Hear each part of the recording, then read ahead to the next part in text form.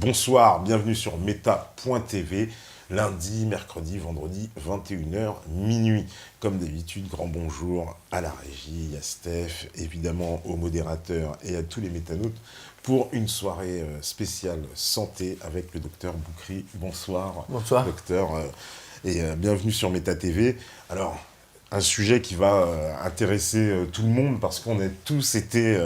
vous avez tous pris des médicaments, moi aussi. On va parler générique, on va parler santé aussi de façon générale. Alors, je précise pour les habitués de l'émission que ça s'arrêtera à 23h. En fait, la première partie se terminera à 23h, donc ça durera 2 heures plein sans pause. Donc, vous pouvez commencer à poser des questions et on triera au fur et à mesure. Voilà. Donc, vous êtes docteur déjà, première chose, vous êtes médecin. Auteur de plusieurs ouvrages, donc moi j'ai choisi celui-là. Alors le titre est assez évocateur, c'est-à-dire les médicaments génériques, l'arnaque, parce qu'il y a une arnaque derrière. Alors le titre il interpelle parce que les médicaments génériques, je suis comme tout le monde, je me souviens, il y avait des publicités à la télé pendant des années, on nous a bien éduqués, si j'ose dire, sur ces en nous disant il faut acheter ces médicaments.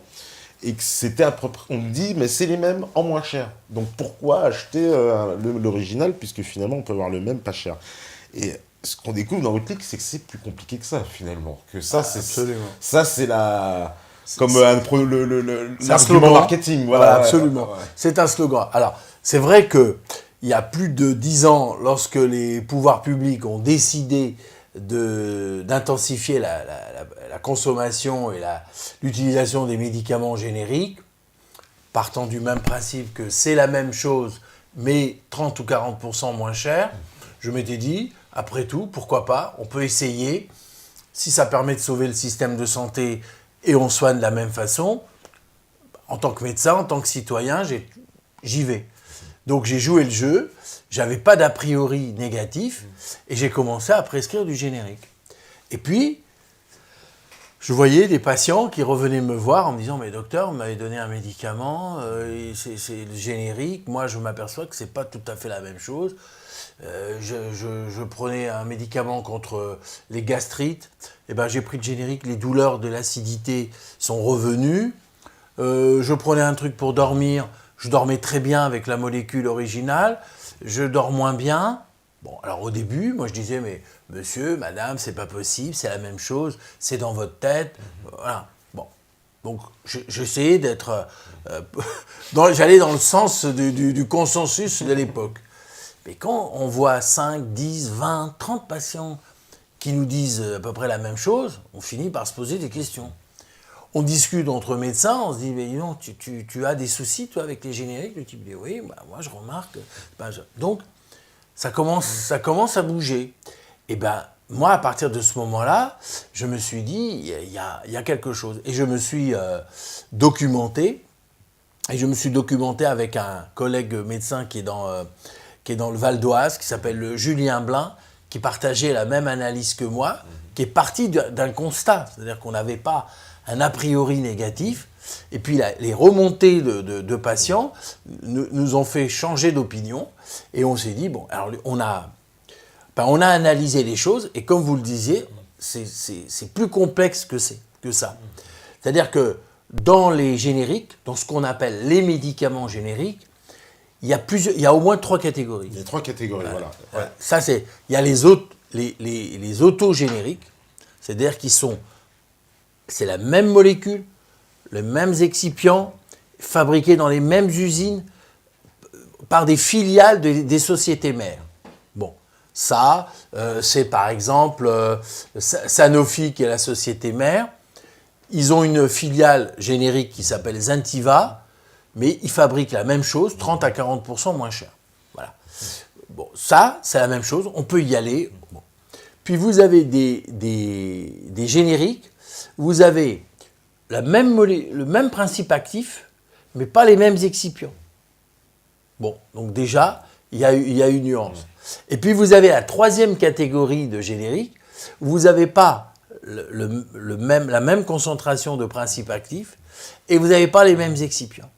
Donc, quand vous prenez un générique, vous ne savez pas exactement ce que vous prenez. C'est-à-dire que pour une même molécule, et je l'ai dit dans mon livre, je donne des exemples, pour une même molécule, vous pouvez avoir 15, 20, 30 génériques différents. Ça veut dire que concrètement, quand vous allez en pharmacie, vous dites, je vais vous donner un exemple, vous avez mal à l'estomac, vous prenez la molécule originale, c'est Mopral. Et ben, le générique, c'est l'oméprazole. Et sur l'oméprazole, vous avez une vingtaine de marques différentes. Vous avez l'oméprazole de Teva, l'oméprazole de Mylan, vous avez l'oméprazole de Biogarant, vous avez l'oméprazole de plein de labos.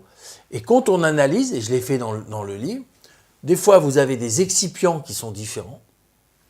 Donc des fois vous en avez un, vous en avez deux, vous en avez trois. Des fois vous avez des concentrations, c'est-à-dire que l'oméprazole qui doit être dosé à 20 mg, vous avez qu'il est dosé à 18 mg. Et voilà, c'est un pourcentage, c'est pas tout à fait la même chose. Donc, lorsque les pouvoirs publics, la sécurité sociale, elle vous dit les génériques, c'est bonnet blanc, blanc bonnet, c'est pareil, c'est faux. C'est pour ça que j'ai dit c'est une arnaque, c'est une escroquerie intellectuelle. C'est pas faux, voilà. Donc, et pour vous donner un exemple, moi je cite toujours cet exemple. 1 kg de plomb et 1 kg de plume, c'est la même chose sur le poids.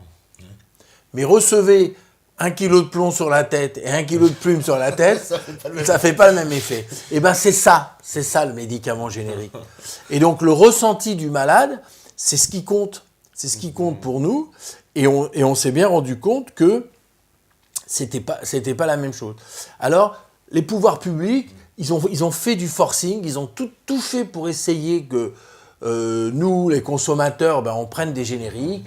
Ils ont compliqué pour nous, parce qu'en fait, au début, c'était un peu proposition, d'ailleurs, ce qu'on comprend, mais maintenant, c'est plus tellement une proposition. Ah ben non, on vous impose. Vous prenez le générique. On vous impose, c'est-à-dire qu'on vous dit même, si vous voulez ne pas prendre le générique, il faut faire l'avance des frais. L'avance des frais. Hein. Bon, donc, et on a obligé les pharmaciens à substituer 80% de générique. Sinon, ils ont une taxe, ils ont une amende. Donc les pharmaciens, quand vous rentrez dans une pharmacie, ils vous disent non, moi je vais vous donner le générique, c'est la même chose. Alors, il faut que vous battiez avec votre pharmacien pour dire non, je ne veux pas le générique. Et nous, médecins, il faut qu'on écrive, quand on ne veut pas prescrire du générique, on met non substituable, alors qu'autrefois on mettait NS, ça suffisait. Non, ils ont compliqué les choses pour nous rendre encore la vie plus difficile. Donc on met non substituable en toutes lettres sur chaque médicament et à gauche. Enfin, je veux dire, ça devait... C'est le monde de Kafka, ça. Absolument, absolument. C'est c'est ubuesque, c'est complètement... Mais tout ça, c'est fait pour compliquer la vie et rendre les choses plus compliquées. Et malgré ça, je trouve que c'est extraordinaire parce que les gens résistent. Alors, surtout la population, parce que moi, j'exerce dans un arrondissement, dans le 18e arrondissement, qui est un arrondissement populaire, où les gens ont peu de moyens. Vous avez des gens qui prennent des génériques, mais vous avez aussi des gens qui disent « Moi, je ne veux pas, et je préfère payer. » Vous voyez ce que je veux dire, ils ont peu de moyens, mais ils sont prêts. Ça prouve bien que les génériques, ce n'est pas pareil. Et je peux vous dire que quand on discute avec certains professeurs de médecine, on discute avec même des gens qui travaillent dans des laboratoires, ils disent vous êtes courageux, vous avez dit des choses que nous, on pense, mais nous, politiquement, on peut pas se permettre... C'est un peu risqué, quand même, c'est vrai, de s'en prendre à ces laboratoires. Non, ils sont très puissants, ces industriels. Ils sont puissants, mais je veux dire, quand j'ai écrit ce livre, je dois dire que j'ai jamais eu de procès. Il y a le syndicat des fabricants de génériques, ils m'ont menacé en me disant si vous continuez à sortir des contre-vérités, on va écrire au Conseil de l'ordre, etc. Ah oui, la menace du Conseil de l'ordre. La menace, voilà, menace, la sanction disciplinaire. Mais manque de chance pour eux, l'Académie de médecine, en février 2014, a sorti un rapport officiel, donc c'est fait quand même par des pontes, des membres de l'Académie de médecine qui ont dit les génériques, c'est pas pareil. Les génériques, c'est pas bonnet blanc et blanc bonnet, qu'il y a des différences. Voilà. Donc ça les a mis un petit peu complètement. Ils ne s'attendaient pas à ce qu'une institution aussi sérieuse ait désintéressée, parce que l'Académie de médecine, ça c'était la première chose. Et puis deuxièmement, il y a eu un rapport de l'IGAS, l'Inspection générale des affaires de sécurité sociale, de santé, qui dépend du ministère de la Santé. Ils ont écrit un rapport en disant que les médicaments génériques, pour plus de 80%, sont fabriqués dans des pays émergents, la Chine, l'Asie, le Pakistan, le Brésil, et que la fiabilité, elle n'est pas sûre. Et quand il y a eu des contrôles, eh ben, bien souvent, il y a des médicaments qui sont fabriqués en Inde, dans des hangars. Oui, c'est ça qu'il m'expliquait. Voilà. C'est surréaliste d'ailleurs qu'on se dit, ça c'est terrible. Et voilà, et ça c'est même pas moi qui le dis, c'est l'IGAS, c'est le rapport. Et c'est un rapport officiel qui a été remis. Donc, tout ça pour dire que le médicament générique, c'est la promotion du médicament générique, c'est surtout une histoire d'économie. Alors, voilà, on veut faire des économies, on veut réduire le déficit de la Sécu. On nous le vend comme ça. Le problème, c'est que quand on fait de la santé, quand on s'occupe des malades, même si on s'intéresse à la gestion, à l'économie, et ben là, c'est pas honnête. Alors voilà, moi c'est ce que je dis.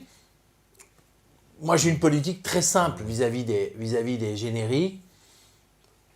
Vous avez 20-30 ans, vous êtes en bonne santé, vous avez une grippe, une petite maladie. Bon, je peux vous prescrire des génériques. Au bout du compte, quand vous allez vous prendre votre médicament pendant 5 jours ou 7 jours, que vous prenez le générique ou la molécule originale, au bout du compte, vous allez guérir parce que vous avez une maladie bénigne et que vous êtes, disons, d'une bonne constitution. Vous êtes jeune, vous avez des réserves. Mais quand vous avez 70 ans, vous êtes hypertendu, vous êtes diabétique, vous avez de l'arthrose, vous avez des maladies qui sont chroniques et que vous allez prendre un médicament pendant 10 ans, 20 ans, 30 ans, eh bien ça, vous ne pouvez pas prendre des médicaments génériques parce que vous pouvez avoir des variations d'efficacité, des variations de tolérance. Et là, il faut plutôt donner des médicaments originaux. Et là, voilà ma position. Et d'ailleurs, ça rejoint les associations de patients. C'est-à-dire que les associations de patients, ils ont écrit au ministère, en particulier les patients qui faisaient de l'épilepsie, qui faisaient de l'hypothyroïdie, ils ont fait ressortir le fait que les patients qui prenaient à l'époque des médicaments génériques contre l'épilepsie avaient des crises d'épilepsie. Et donc, lorsqu'il y a eu plusieurs témoignages, les pouvoirs publics ont dit « Oh là là, c'est dangereux, parce que vous faites une crise d'épilepsie en traversant une rue, vous faites écraser par une voiture. » Eh bien, ils ont dit à ce moment-là, pour l'épilepsie, il ne faut pas donner de générique. Parce que la marge thérapeutique est étroite et que des petites variations, ça peut entraîner des choses. Voilà. Et on a étendu ça au problème de la thyroïde. Tous ceux qui ont des problèmes de thyroïde, hypo ou hyper, eh ben on dit aux gens, non, il ne faut pas prendre de générique. Voilà. Et je pense que si on fait une extension chez les hypertendus, chez les diabétiques, on verrait qu'il y aurait une marge thérapeutique étroite. Et ça, c'est grâce aux associations de patients qui, eux, sont les premières en première ligne et qui ont révélé. Sinon, les scientifiques, les professeurs, tout le monde allait dans le sens du générique. Oui, c'est poussé par tout le monde. Voilà. Parce qu'il y a eu un grand mouvement à l'arrivée des génériques. On a vu des personnalités politiques qui étaient très affiliées à ce milieu quand même de la santé et qu'on poussé, on a vu le Kouchner, Gustave Blasi. C'est ça, ils ont ouvert les portes complètes du générique, quoi. Ils ont fait Mais je pense que les génériques, c'est avant tout une question d'argent. Voilà. C'est une question économique, d'argent, parce que tout ce qui est le médicament générique, c'est un médicament qui tombe dans le domaine public. Pour expliquer, donc c'est un brevet, c'est ça ? Voilà, c'est un médicament. Quand vous avez une molécule originale, pendant 15 ans, le laboratoire qui a créé cette molécule elle en a la propriété et elle a des droits sur cette molécule.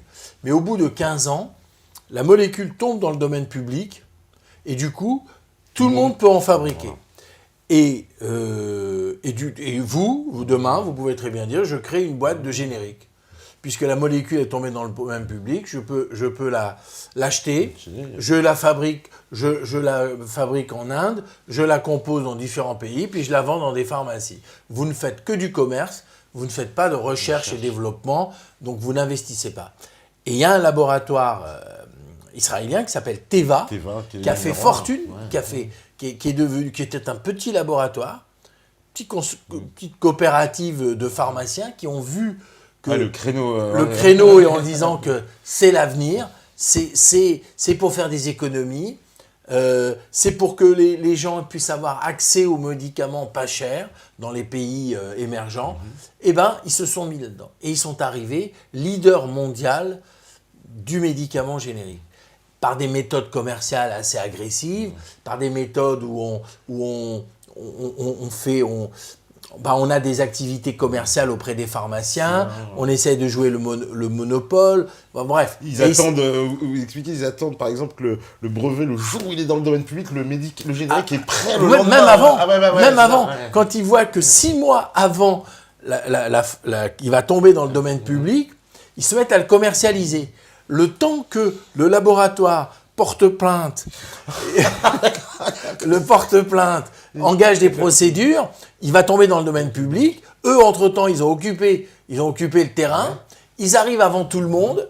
Et puis, quand le concurrent arrive, eh ben, il dit, la place est prise. La place est prise. Et c'est très, très fort. Et ils sont arrivés leader mondial du générique. Et ils sont arrivés en quelques décennies à être 4e laboratoire mondial. Voilà. Et maintenant, le paradoxe, c'est que le laboratoire Teva, qui faisait que des génériques, fait maintenant des molécules originales et protège bien ses brevets. Et il ne veut surtout pas qu'il y ait des génériques. Donc voilà. Donc les génériques, c'est à mon avis qu'une histoire de gros sous, une histoire économique. C'était une volonté, je pense, des pouvoirs publics et des pays et la Commission européenne pour favoriser l'emploi dans les pays émergents. Voilà. Mais la préoccupation sanitaire, elle passait en second plan. Ouais. Parce qu'il y a pas mal de... Justement, voilà. Alors, on a parlé de cette fabrication qui est faite dans des pays... On ne sait pas vraiment, il n'y a pas de suivi, quoi. C'est pas... bien sûr. Et il y a eu des mesures, quand on s'est rendu compte que certains médicaments génériques étaient fabriqués dans des pays où la qualité n'était pas assurée, la fiabilité, la traçabilité, on les a supprimés. Ça prouve bien que c'est pas pareil. Voilà. Et donc, le consommateur, le patient qui prend un générique, c'est-à-dire qu'il n'est pas sûr de ce qu'il prend. Et le médecin qui prescrit un générique, il ne peut pas savoir vraiment ce qu'il y a il ne sait pas quelle marque de générique va délivrer le pharmacien. Le pharmacien, voilà. On a brouillé les pistes de absolument, partout, c'est ça. Absolument. Et ça, c'est-à-dire... Et on a des patients, je vous répète, que tout est parti, moi, des patients qui me disaient, mais docteur, moi je ne comprends pas, j'allais bien, depuis qu'on m'a donné le générique, et vous avez des gens qui change de pharmacie, et donc le pharmacien lui délivre une autre marque de générique, et il était bien avec ce générique, il ne devient pas bien avec un générique. Un autre générique. Voilà. Et tout ça dans le livre, c'est expliqué, où vous avez dans les excipients, c'est-à-dire que dans une molécule, vous avez le principe actif, celui qui agit, qui permet de guérir, et puis vous avez les excipients, c'est-à-dire ce qui donne la couleur au médicament, la forme, le goût, etc. C'est tout ce qui entoure le générique, la molécule, je veux dire. Eh bien, vous avez des excipients qui sont... Certains, ils sont allergisants. Le rouge cochonnier, il y en a qui donnent des éruptions, d'autres qui donnent des boutons, et d'autres qui donnent des troubles digestifs.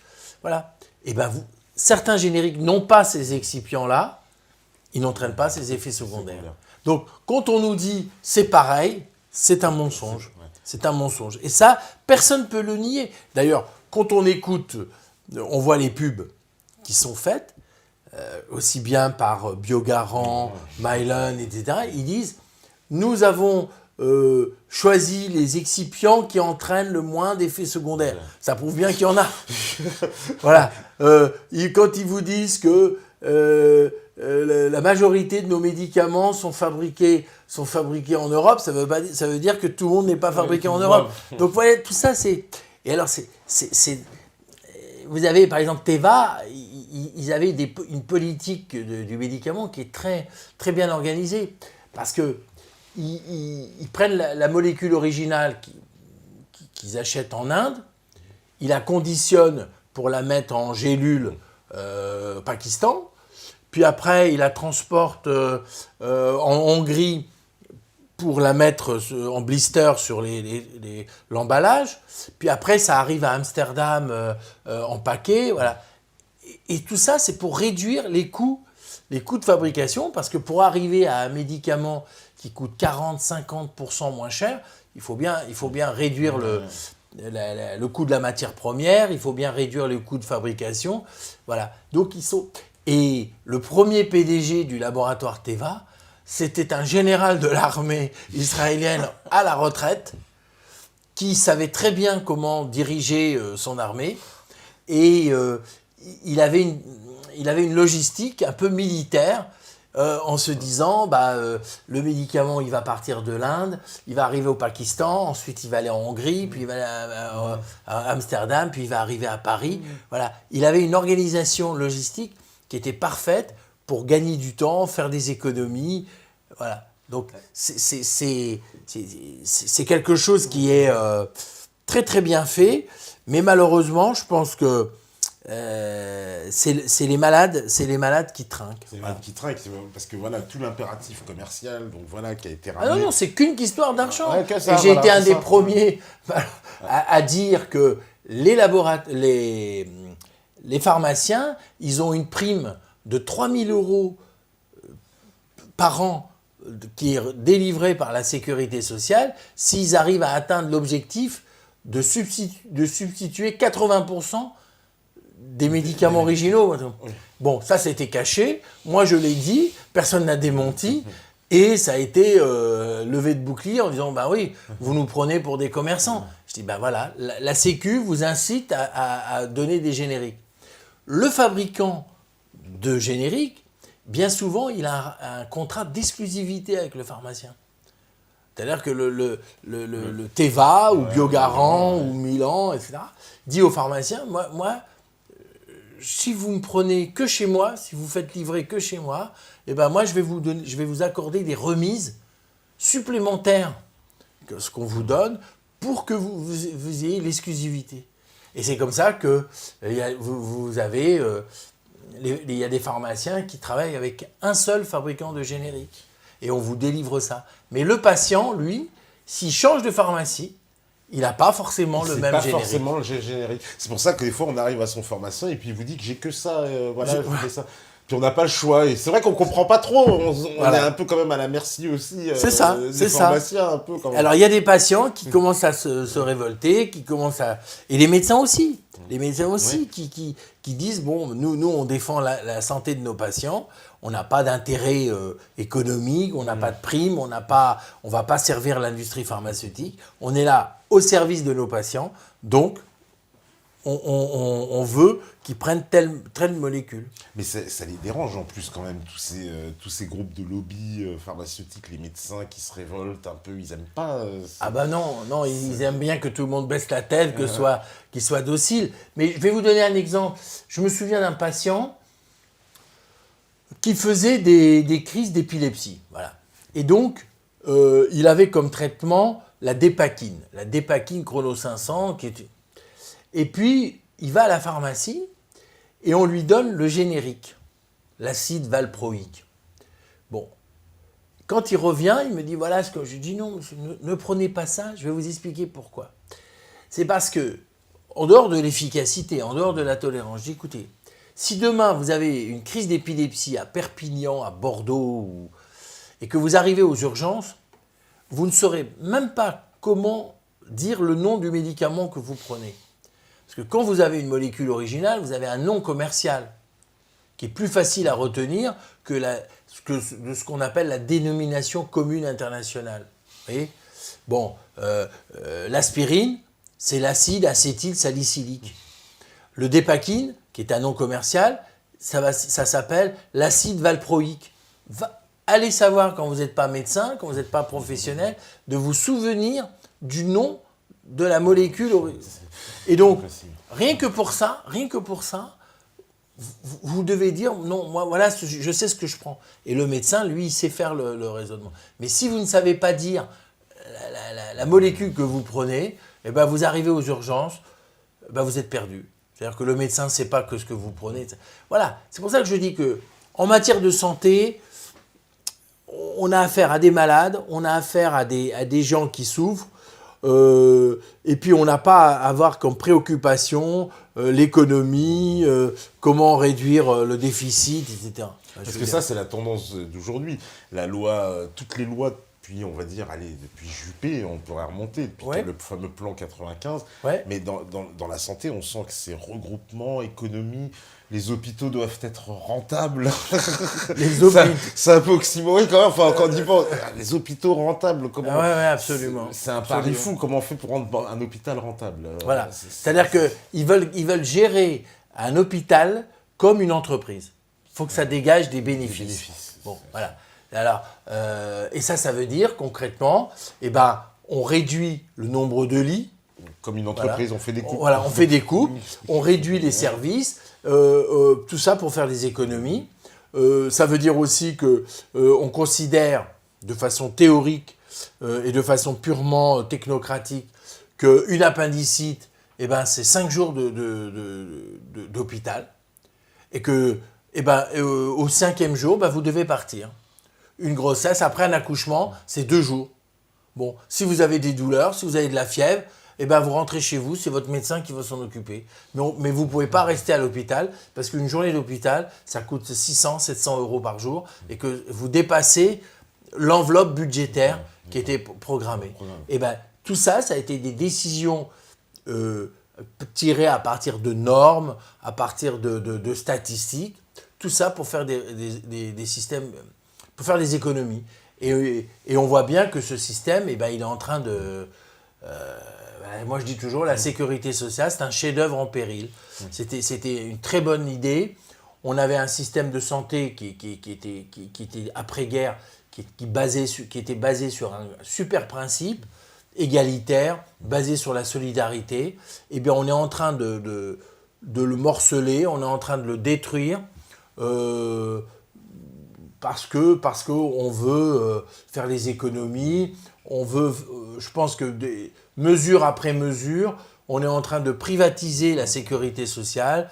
La part des mutuelles qui a beaucoup augmenté. Les mutuelles qui augmentent, par le forfait hospitalier, et de gauche comme de droite. C'est-à-dire que c'est un mouvement continu. Depuis 25 ou 30 ans, la gauche comme la droite, on a eu le plan Juppé, on a eu Bérégovoy qui était ministre sous Mitterrand, qui était ministre des Affaires sociales, puis après il était ministre de la Premier ministre. Il a créé le forfait hospitalier. Le forfait hospitalier, il était avant de 20 francs, il est maintenant à 18 euros. C'est-à-dire que chaque journée d'hôpital coûte 18 euros par jour. Donc imaginez, vous restez 30 jours à l'hôpital, vous avez près de 600 euros que vous devez sortir, en plus de votre loyer, etc. Il a créé la franchise médicale. C'était 1 euro par feuille de soins, 50 centimes par boîte de médicaments. Bon, voilà, tout ça, ce sont des frais en plus. C'est augmenté avec Roselyne Bachelot. Voilà, Roselyne Bachelot, Douste Blazy, voilà. Et on dérembourse beaucoup de médicaments. Donc, et ça, c'est prouvé que le restant à charge, c'est-à-dire que ce qui vous reste, qui n'est pas remboursé par la sécurité sociale, il augmente d'année en année. Ça veut dire que la sécurité sociale n'est plus du tout solidaire, et on avait un très bon système de santé qui est maintenant très moyen et qui régresse. Et ça se manifeste par des prises de rendez-vous qui sont de plus en plus Alors, espacées. espacé, parce que pour obtenir cette spécialité, c'est à la croix à la bannière. Voilà. On n'est pas dans Donc, le milieu. Donc la sécurité sociale qui était basée sur un principe qui était extraordinaire, le principe de la sécurité sociale, c'était que chacun cotise selon ses moyens et se soigne selon ses besoins. Vous voyez, c'était ça le principe. Et donc c'était fantastique, c'est que tout le monde pouvait avoir accès. Et puis après, aujourd'hui, et puis c'est plus du tout la même chose, puisqu'on vous calcule des franchises, puisqu'on vous dit on vous dérembourse tel médicament, voilà. Donc vous devez vous dire il faut que je sorte de ma poche. En plus, d'un point de vue de politique de santé publique, ça veut dire qu'il y a des gens qui vont être malades et qui vont pas se soigner, qui vont bien sûr. En fait, quand ils vont se soigner, in fine, ça va coûter plus cher parce que ça va être plus grave à les guérir peut-être aussi. Enfin, mais on est dans un système qui est complètement pervers. Alors, je dis pas que la sécurité sociale elle est parfaite. Il y a eu des abus. Je pense qu'il faut lutter contre les abus. Il faut lutter contre. Il faut peut-être éduquer les gens en leur disant vous avez un bien précieux devant vous, sauvez-le. C'est un peu. Moi, je donne l'exemple.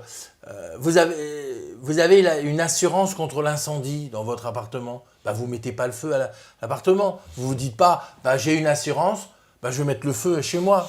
Bon, là, c'est pas la même chose. Vous avez une assurance maladie, donc vous n'allez pas surconsommer en disant puisque c'est gratuit, j'y vais, etc. Bon, voilà. Il faut quand même que les gens prennent conscience de ça. Il faut aussi que les gens se considèrent qu'un jour ou l'autre, ils seront malades et ils seront bien contents de pouvoir être soignés dans de bonnes conditions et gratuitement. Ce qui pouvait se faire il y a 50 ans ne peut plus aujourd'hui. Donc, Aubry, par exemple, Martine Aubry, quand elle était ministre, elle a créé la CMU. La CMU, couverture médicale universelle. Là encore, ça part d'un bon principe. La philosophie est bonne en disant il ne faut pas que les gens qui n'ont pas les moyens financiers ne peuvent pas se soigner. Donc ça part d'un bon état d'esprit. Mais la CMU, elle a été donnée de plus en plus à des gens. On ne sait pas comment, sur quels critères financiers. C'était flou. Et du coup, vous avez maintenant des milliers, des dizaines de milliers de personnes qui ont la CMU, qui abusent, qui viennent 3 fois par mois chez le médecin, qui surconsomment du médicament, qui font du gaspillage et du gâchis. Et donc, la CMU qui représentait 10% de nos consultations peuvent représenter aujourd'hui 30 ou 40%. Voilà, donc c'est la dérive qu'il faut contrôler. C'est un peu comme, il faut mettre des protections, des digues pour empêcher l'hémorragie, mais il faut absolument sauver la sécurité sociale. Ouais, parce que j'ai l'impression qu'il y a à la fois, on sent bien que au niveau des médecins, des personnels qui essayent de conserver, on va dire, un système qui soit non capitaliste, entre guillemets. Oui. Et de l'autre côté, on voit quand même des politiques avec évidemment des industriels, des financiers, puisqu'on a tendance en plus, de plus en plus, je trouve, à enlever la partie médecin, puisque maintenant, pour un laboratoire, il n'y a plus besoin d'être laboratin, c'est des privés, bien sûr, voilà, bien sûr. On a tendance à dégager les médecins, de la médecine. Le pouvoir, par exemple, dans les hôpitaux, c'est un administratif qui dirige l'hôpital, et le médecin n'a même plus pratiquement son mot à dire. C'est-à-dire qu'on construit des services sans tenir compte de l'avis des professionnels de santé qui vont travailler dans le service. Bon, demain, je crois que malheureusement avec la libéralisation, avec les lois Macron, etc., demain, on peut avoir des capitalistes, des industriels qui disent on va ouvrir un laboratoire d'analyse, on va ouvrir des cliniques, et puis on va dire aux médecins, allez-y, faut travailler, c'est déjà le cas, il faut faire 10 appendicites par jour pour rentabiliser la clinique, il faut que le bloc opératoire tourne 24 heures sur 24, donc à vous de créer des malades, à créer des pathologies pour faire tourner la boutique. Donc ça veut dire que c'est vraiment pervers, ça veut dire que le médecin en plus, il va donc prescrire des actes, des trucs, pour aussi gonfler les stats, quoi. Ça coûte pas grand-chose, allez, je lui fais 3 prélèvements, de toute façon, c'est compté dedans. Voilà, et donc, on est dans un système qui est complètement devenu fou, et c'est très dommage parce que je vous dis, quand on est malade, et on peut tous l'être un jour, on l'a été, on l'est, ou on sera un jour malade, il faut pas que l'argent, ça soit un obstacle à se soigner, quoi. Si vous n'avez pas d'argent, que vous ne pouvez pas vous soigner, c'est une régression. Donc là, actuellement, moi je pense franchement que le système de santé, il est en train de régresser, et on est en train d'être dans un système qui est moins égalitaire qu'avant. Mais comment ça se fait, cette pénurie de médecins? C'est quoi? On a dit, on n'a pas prévu qu'il y aurait... alors, qu'est-ce qui s'est passé? Comment on est arrivé à cette situation-là, quoi? La pénurie de médecins, ça aussi, c'est parti d'un raisonnement dans les années 75. Voilà. On s'est dit, voilà, les économistes de la santé, ceux qui nous gouvernent, ceux qui réfléchissent à l'économie de la santé, ils ont eu un raisonnement qui était, à mon avis, simpliste, mais c'est absurde et simpliste. Vous êtes un énarque, ça. Ça peut être ça. Alors, ils ont dit, il y a un déficit de la Sécu, c'est parce qu'il y a trop de consommation. Et il y a trop de consommation parce qu'il y a trop de médecins. Alors, on va réduire le nombre de médecins. En réduisant le nombre de médecins, on va réduire le nombre de consommations. Et donc, on va réduire le déficit. Voilà le raisonnement. Et donc, ils ont créé le numerus clausus. On a dit, voilà, il ne faut pas qu'il y ait plus de 5000 médecins par an. Voilà. Et bien, jusqu'au jour où c'était la canicule, je crois que c'était en 2003, on s'est rendu compte qu'il manquait des médecins en France. Et le phénomène, il s'aggrave. Aujourd'hui, on a des régions entières où il y a un désert médical. Il n'y a pas de médecins. Voilà. Donc, il n'y a pas de médecins. Et c'est parti du raisonnement que pour faire les économies, il faut casser la source. Et la source, c'était le médecin qui prescrit. Donc, c'est complètement absurde. C'est complètement absurde. Et on fait comme ça. Et c'est comme ça que, par exemple, les énarques, ils disent que, par exemple, dans un village, la clinique ne fait pas assez d'accouchements, alors on va fermer la clinique, et du coup, comme il n'y a plus de clinique, il n'y a plus de médecins, et on crée nous-mêmes la crise. Vous comprenez? On crée nous-mêmes le désert médical. Et donc, depuis 35 ans, 40 ans, moi j'ai été quelqu'un qui a connu le numerus clausus. Quand j'étais étudiant en médecine, j'ai connu le numerus clausus. On nous limitait. Voilà. Et d'année en année, on a réduit le nombre. Le nombre en plus. Alors, voilà. Et maintenant, on commence à le sortir. Mais il faut 10 ans pour former un médecin. Donc, même si on libère aujourd'hui un petit peu, on n'aura les résultats que dans 10 ans ou 20 ans. Et alors, il y a cet argument économique. Il y a eu aussi le corporatisme des syndicats des médecins qui ont dit, plus il y aura des médecins, moins on gagnera des sous. Donc, ils ont dit, on préfère limiter. Pour nous, quoi, comme ça, je gagne plus. Voilà, je gagne plus. Voilà. Donc, les syndicats, ils étaient pour le numerus clausus. D'accord. Ouais. Donc, voilà. Et donc, tout le monde s'y retrouvait. Les politiques, ils se disaient, nous, on va faire les économies. On plaît aux syndicats, donc c'est bien. Ils n'auront pas de grève, on fera... Et tout le monde est content. Mais le problème, c'est que c'est le malade qui trinque. Et aujourd'hui, on se retrouve dans une situation où vous avez des régions où il n'y a pas de médecins, vous avez des listes d'attente pour vous faire opérer, vous demandez un rendez-vous à des spécialistes. Voilà. Donc voilà, cette pénurie de médecins, c'est un vrai problème et il était réel depuis 15 ans, 20 ans. Tout le monde savait qu'il va y avoir une pénurie de médecins. On sait aujourd'hui qu'il faudra attendre 2025 pour qu'on retrouve les chiffres de 80. C'est-à-dire que c'est écrit, il y a des rapports, etc. Rien n'est fait. Et cette situation va s'aggraver parce qu'on a Marisol Touraine, ministre de la Santé actuelle, qui a libéralisé le tiers payant, qui a fait qu'aujourd'hui, on peut se soigner, je dirais, gratuitement. Et alors, vous avez une surconsommation médicale avec une pénurie de médecins. Vous comprenez le phénomène où ça va être une surcharge de travail pour des médecins. Vous allez avoir des délais d'attente qui sont trop longs. Vous allez avoir des consultations qui vont être de plus en plus courtes et bâclées d'une certaine façon, parce que le médecin, il va avoir une salle d'attente. On va faire comme les Anglais, minuter sur bien la sûr, consultation. bien sûr. Parce qu'en Angleterre, ils sont... Bien sûr, et en Allemagne, c'est pareil. Vous n'avez pas plus de 5 minutes.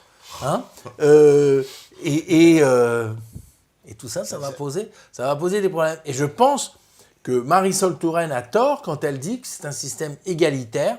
Non, moi je pense qu'à moyen terme, ça va être un système qui va engendrer des inégalités, parce que le patient qui dit « moi j'en ai marre d'attendre 2 heures dans la salle d'attente ou 3 heures pour être vu 5 minutes, le médecin ne s'occupe pas de moi, d'accord je ne paye pas, eh ben, j'irai payer un médecin dans des beaux quartiers 50, 60 € la consultation, mais il me prendra une demi-heure, il m'écoutera et je sortirai là confiante. » Donc, le système, là encore, qui part d'une bonne intention, va dériver et va être pervers et c'est encore le malade pauvre qui va trinquer, parce que je sais aussi, justement, dans ces fameux déserts médicaux, puisqu'on a eu cette tendance à tout regrouper, dans les petites villes, la petite maternité, on la saute, le laboratoire là-bas, il sert à rien.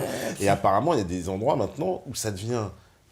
c'est des situations incroyables. C'est quelqu'un, par exemple, une simple prise de sang, un simple prélèvement, il est obligé de faire 50 km. Oui. Mais en fait, ça coûte encore plus cher. Ça coûte encore plus cher parce que quelquefois, il doit prendre une ambulance qui est remboursée par la sécurité. C'est ça, il doit prendre une ambulance. Ben oui. Donc ça nous coûte... il n'y a pas du tout d'économie.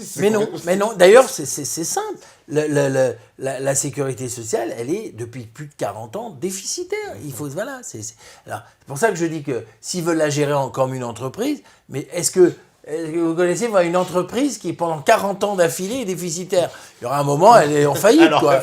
Mais la clé sur la porte. Donc, voilà. Et donc, il y a une mauvaise prise de conscience du... Voilà, il y a des systèmes qui ne peuvent pas être en équilibre. La santé, ça peut pas être géré comme une entreprise, ça ne peut pas être en équilibre. On ne peut pas demander à ce que ça soit rentable. C'est un peu comme si vous me dites, l'école, il faut qu'elle soit rentable. Voilà, il faut que l'administration soit rentable. On ne peut pas, c'est un service public. Donc, il y a des secteurs rentables qui permettent de compenser, je dirais, le déficit d'un système qui n'a pas capable comme finalité à être rentable. Parce que si on part du présupposé justement que ces gens-là, ils veulent complètement privatiser en fait toute la santé et finalement en faire quelque chose de rentable, mais qui va devenir plus inégalitaire. Complètement inégalitaire par définition. Dans un de mes précédents livres qui s'appelle Santé, la démolition programmée, je dis, voilà ce qui va se passer si la sécurité sociale, elle est privatisée. Qu'est-ce qui va se passer? D'abord, vous allez avoir des cotisations qui vont augmenter, alors qu'aujourd'hui, notre système de santé, il est basé, on vous prend un pourcentage sur votre salaire.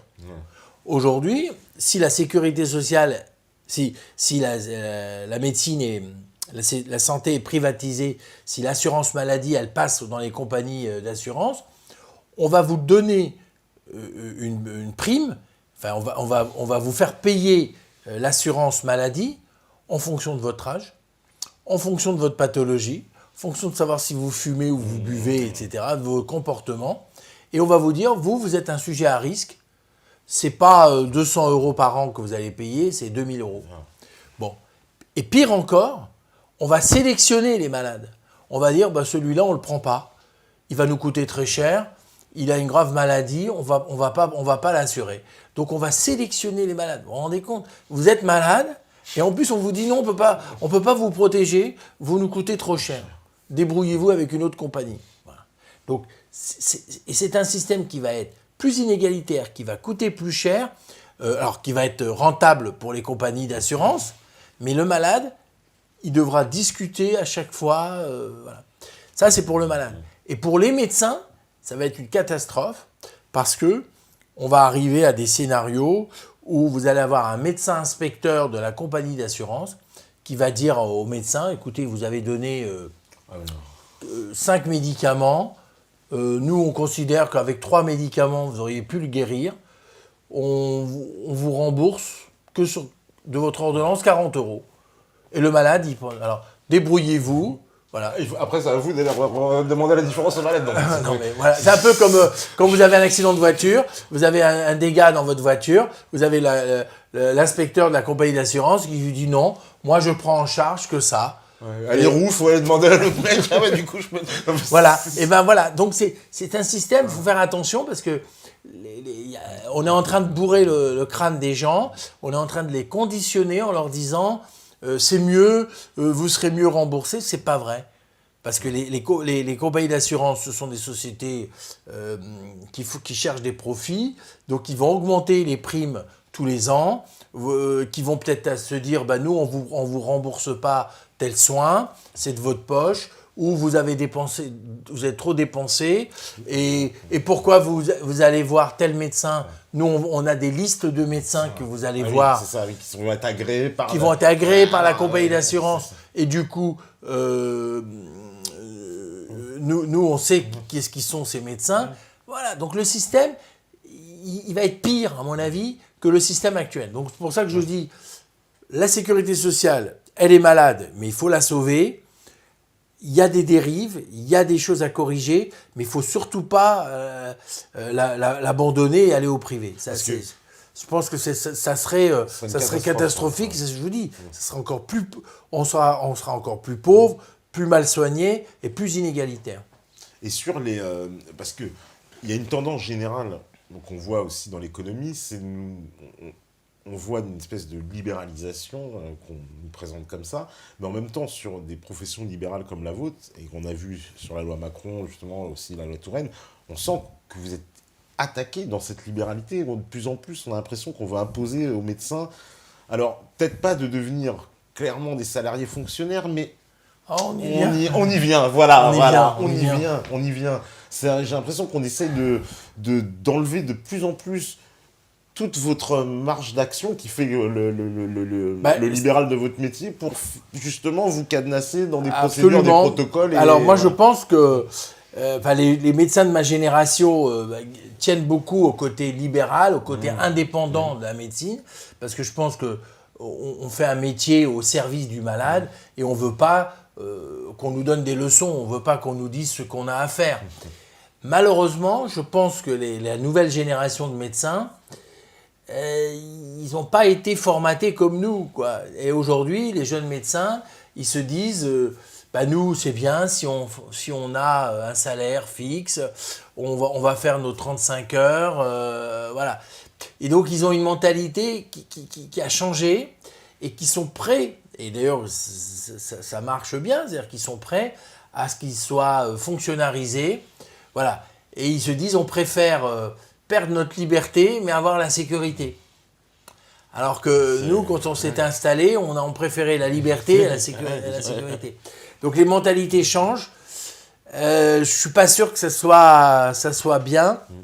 Parce que même dans l'approche même, au cœur par exemple de votre métier, j'avais reçu ici le professeur Delpine et on avait parlé que c'est très important que vous, par exemple, quand vous prescrivez, vous pouvez personnaliser, vous connaissez, et que pas qu'on vous dise non, pour ce cas-là, c'est 3 trucs, alors que vous voyez bien que non, là, pour bien ça, sûr. Voilà. Non, mais c'est la médecine est devenue de plus en plus une science normative, avec des normes, des recommandations, des statistiques, des données, voilà.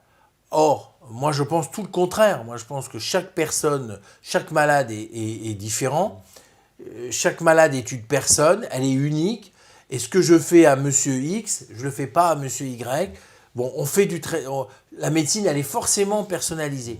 Mais là encore, les pouvoirs publics, les économistes, les technocrates, ils veulent nous canaliser, ils veulent nous empêcher d'être libres, en fin de compte, et de faire une médecine adaptée à chaque personne. Voilà. Et du coup, elle devient de plus en plus normative et aseptisée. Et on vous dit, mais pourquoi vous avez donné 5 médicaments et on aurait pu la soigner en 3 ? Et pourquoi vous avez fait tel examen ? Voilà. Toute la donnée, tout le côté subjectif de la personne, parce que vous êtes après tout un sujet.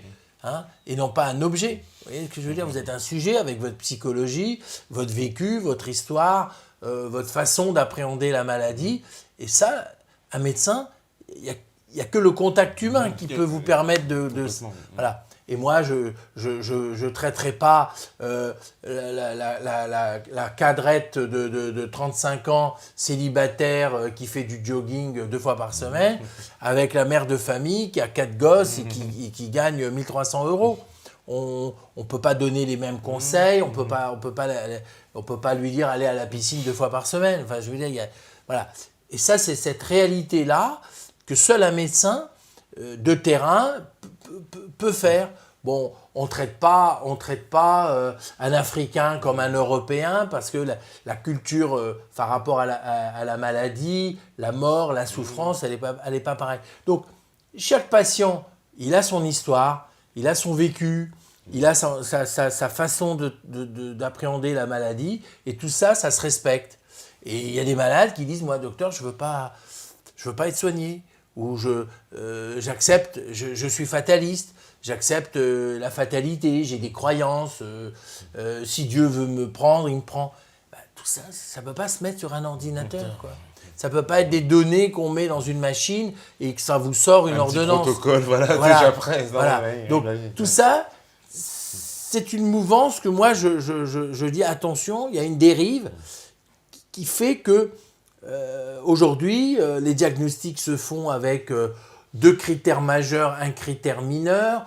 On vous dit, voici les normes, voici les recommandations.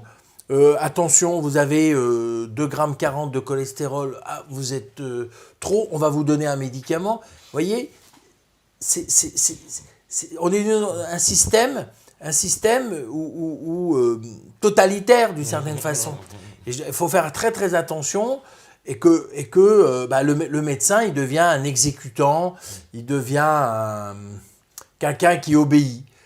Et moi, je dis qu'à ce moment-là, c'est aux malades de résister et de s'opposer comme ça un peu à la dictature médicale. Parce que je pense que c'est une forme de totalitarisme. Parce que même à chaque fois, je vois les médecins, il y a une charge administrative aussi qui est assez phénoménale, parce que ça ne devrait pas être votre cœur de métier. Un médecin, il est là pour soigner. Alors, j'ai l'impression que c'est un peu comme les flics, il doit remplir 40 milliards de papiers. Ah oui, de plus en plus.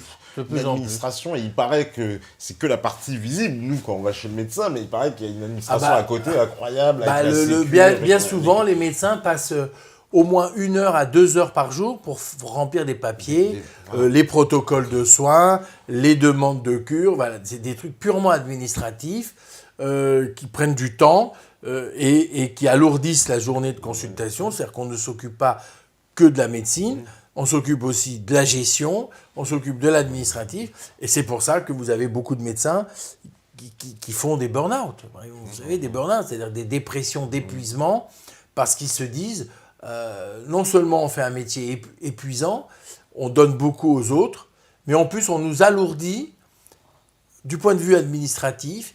Il faut remplir des cases, il faut redonner à la sécurité sociale nos statistiques, de savoir notre activité, combien de malades on a vu, combien de diabétiques, combien d'hypertendus. Bien sûr qu'il nous flique. Mais bien sûr qu'il nous flique. Mais bien sûr. Parce qu'il paraît que des fois, vous recevez même par exemple, vous avez fait une prescription, puis vous rappelle, oui, mais pourquoi vous avez fait ça? Oui. Vous avez les médecins conseils de la Sécu, qui peuvent nous appeler pour nous dire, voilà. Mais encore, avec eux, ça se discute. Les relations peuvent être bonnes, parce qu'on est de médecin à médecin. Mais on a ce qu'on appelle des délégués à l'assurance maladie, qui viennent 2-3 fois par an, et qui vous sortent tous vos rapports d'activité. Ils vous disent, vous avez vu 653 malades ce mois-ci, vous avez vu 44 diabétiques, on sait ce que vous avez prescrit, ils savent tout, et ils vous disent, vous ne prescrivez pas assez de générique, vous n'avez pas fait ça, il faudrait faire ça. Ils savent tout. Chaque ordonnance, elle est analysée et elle est décortiquée et on connaît votre activité. On sait comment vous vous comportez et on vous dit, non, on voudrait que vous prescriviez moins d'antibiotiques. D'accord. On voudrait que vous prescriviez plus de ça, D'accord. moins de ça.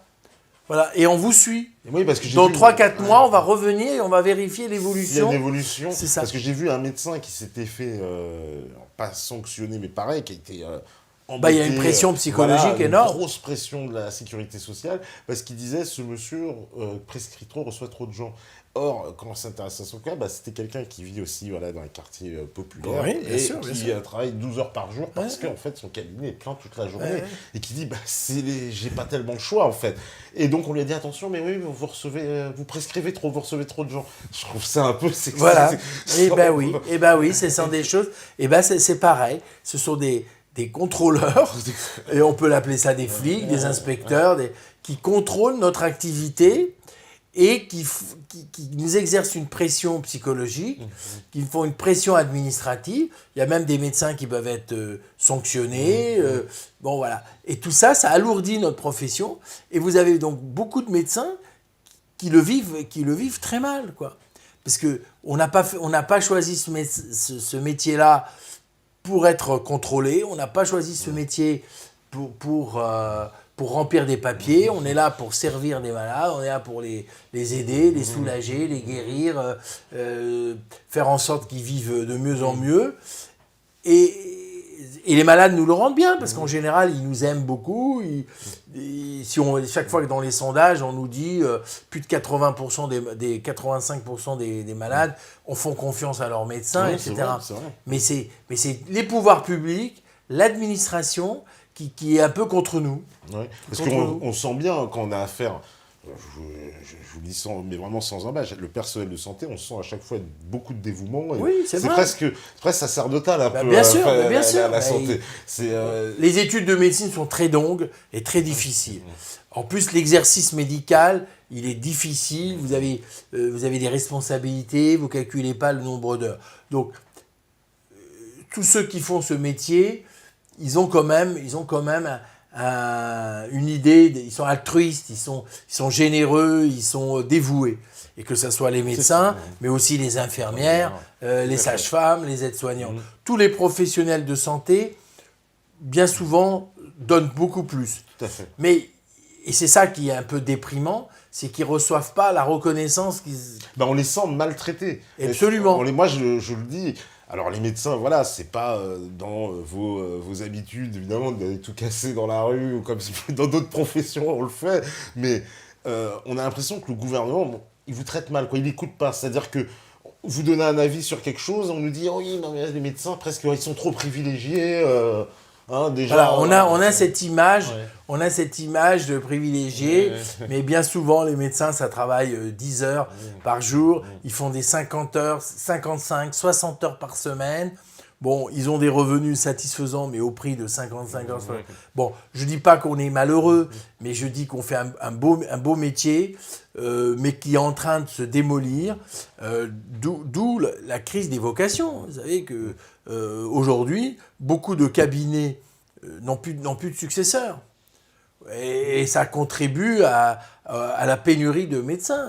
Dans le 18e arrondissement, il y a eu 4 médecins qui ont pris leur retraite, n'ont pas été remplacés. Ils n'ont pas été remplacés. Voilà, parce que les jeunes médecins, ils sont conscients de l'évolution du métier et ils disent, nous, on ne veut plus travailler comme vous 55 heures par semaine, on ne veut plus remplir des papiers toute la journée, nous, on veut avoir un salaire en la fin du mois, on fait nos 40 heures ou 35 heures, voilà. Fonctionnalisé totalement. Fonctionnalisé. Ouais. Donc du coup, les cabinets libéraux, eh ben, on a énormément de problèmes pour trouver des successeurs, pour les céder. Alors qu'il y a encore 30 ou 40 ans, chaque médecin avait la suite. Et donc voilà, et c'est comme ça que les pouvoirs publics créent des maisons médicales. Alors ça pousse comme des champignons, à peu près, les maisons médicales. Oui, parce qu'aujourd'hui, les médecins se disent, bah, nous on veut travailler, on veut faire 35 heures, on veut quitter à 6 heures du soir, rentrer chez soi, et puis on va gagner 3 000 € par mois, on ne s'embête plus. Voilà, c'est une nouvelle façon d'exercer. Moi, à mon avis, elle est moins basée sur la relation médecin-malade. C'est-à-dire que le médecin devient, je dirais, un prestataire de service, quoi. Il fait un acte, il est payé pour cet acte. Il n'y a plus cette relation qu'il pouvait y avoir entre le malade et son médecin, la relation de confiance, la relation intime, quoi, qui peut s'adresser. C'est-à-dire que le médecin aujourd'hui, moi ça fait plus de 30 ans que j'exerce, je connais un peu l'histoire de mes patients, je les ai connus petits, ils se sont mariés, ils ont eu des enfants, enfin je veux dire... Un médecin c'est comme un avocat, faut tout lui dire. Voilà, on dit tout, absolument, on connaît tout, alors qu'aujourd'hui, si on travaille dans des centres médicaux où les médecins sont interchangeables, vous allez plutôt vous parler de votre symptôme. Vous allez dire j'ai mal au dos, j'ai mal au ventre, j'ai mal à la tête. Mais vous n'allez pas parler de votre vie. Non, vous n'allez pas parler de ce qui vous gêne avec votre femme, avec votre patron, avec vos collègues. Et donc tout ça, la relation, elle va être basée sur un diagnostic, mais non pas sur une souffrance. Le métier va être plus technique et moins humain. Parce que vous n'allez pas... Bon, vous allez dire, j'ai mal à la tête, je fais une dépression. On va vous soigner pour votre dépression, mais il faudra qu'après qu'on sache pourquoi vous avez fait une dépression. Est-ce que c'est le boulot? Est-ce que c'est la vie conjugale? Est-ce que c'est la solitude? Est-ce que vous avez des souffrances? Est-ce que vous avez un enfant malade? Enfin, voilà. Et puis le médecin, d'aujourd'hui ou d'hier, il connaissait votre famille, il connaissait un petit peu comment vous vivez, vos conditions de travail. Si on travaille dans des centres médicaux, la consultation, elle va être basée sur j'ai mal là, je veux la réponse à ma souffrance. La souffrance, voilà, c'est ça. Voilà. Mais on ne tient pas compte, on tiendra peut-être moins compte de votre vie, de ce que vous faites, de votre idée. Voilà. Et puis on va vous dire, dans les centres médicaux, vous devez vers 40 malades par consultation. Donc, hop, en 8 heures, il faut que... C'est plus la tradition, ce qu'on appelle le médecin de famille. Que, voilà, ouais, le médecin Moi, humaniste. j'ai connu ça, que le médecin il connaît toute la famille, il connaît... Absolument, aussi, qui etc. connaissait, qu'il y a des médecins qui rentraient dans les domiciles des gens, et en rentrant dans un domicile, ils voyaient un petit peu, par les meubles, par la décoration, comment les gens vivaient, ils voyaient comment... Voilà, est-ce que les gens mangent à leur faim, ne mangent pas à leur faim, est-ce que... Voilà, vous savez, vous rentrez dans une maison, vous pouvez faire un diagnostic social un petit peu de la personne. Bon, aujourd'hui, les malades, ils vont dans un centre. Bon, voilà, vous dites, vous êtes employé, etc. Mais on ne sait pas exactement ce que vous faites, quelles sont les relations que vous avez avec votre employeur. Voilà, tout ça change. Et donc, moi, je pense que la médecine, elle va perdre un peu de son humanité. Voilà. Et moi, je pense que la médecine, elle est belle, elle est grande parce qu'elle est humaine. Si on enlève le côté humain et on privilégie la technique, et on privilégie les statistiques, et on privilégie la technologie, je ne suis pas convaincu qu'on fera une médecine de qualité. Je suis pas convaincu. Surtout qu'on a les moyens en plus, dans l'absolu, on a tout ce qu'il faut pour faire une médecine de qualité. Oui, mais je pense que le monde se déshumanise quelque part. Oui, c'est ça, ouais. Parce qu'on devrait vraiment avoir tout ce qu'il faut en termes d'infrastructure, en termes humains. Parce que même là, les manques de médecins, c'est incroyable, c'est qu'on va chercher des médecins à l'étranger, j'ai vu, Oui. parce qu'on en a... Alors, on nous dit on n'a pas ça en France, mais on va quand même en embaucher à l'étranger. Mais c'est la conséquence très négative du numerus clausus. Donc, moi, j'ai eu des copains qui n'ont pas eu leur concours pour un quart de point, un demi-point. Et ils ont été malheureux parce que c'était une vocation, ils avaient envie de faire de la médecine, et comme le concours il est très difficile, ils l'ont raté pour un demi-point. Et puis après, ils apprennent quelques années plus tard qu'on fait appel à des médecins roumains, grecs, des choses là, des gens, du maghrébin, il y en a de partout. Et des gens qui sont moins bien formés, voilà. Et là, il y a quelque chose qui tourne pas rond. Qui tourne pas rond. Voilà, c'est ça le paradoxe. Il y a pénurie de médecins, mais on libéralise pas le numerus clausus. On n'augmente pas les vannes.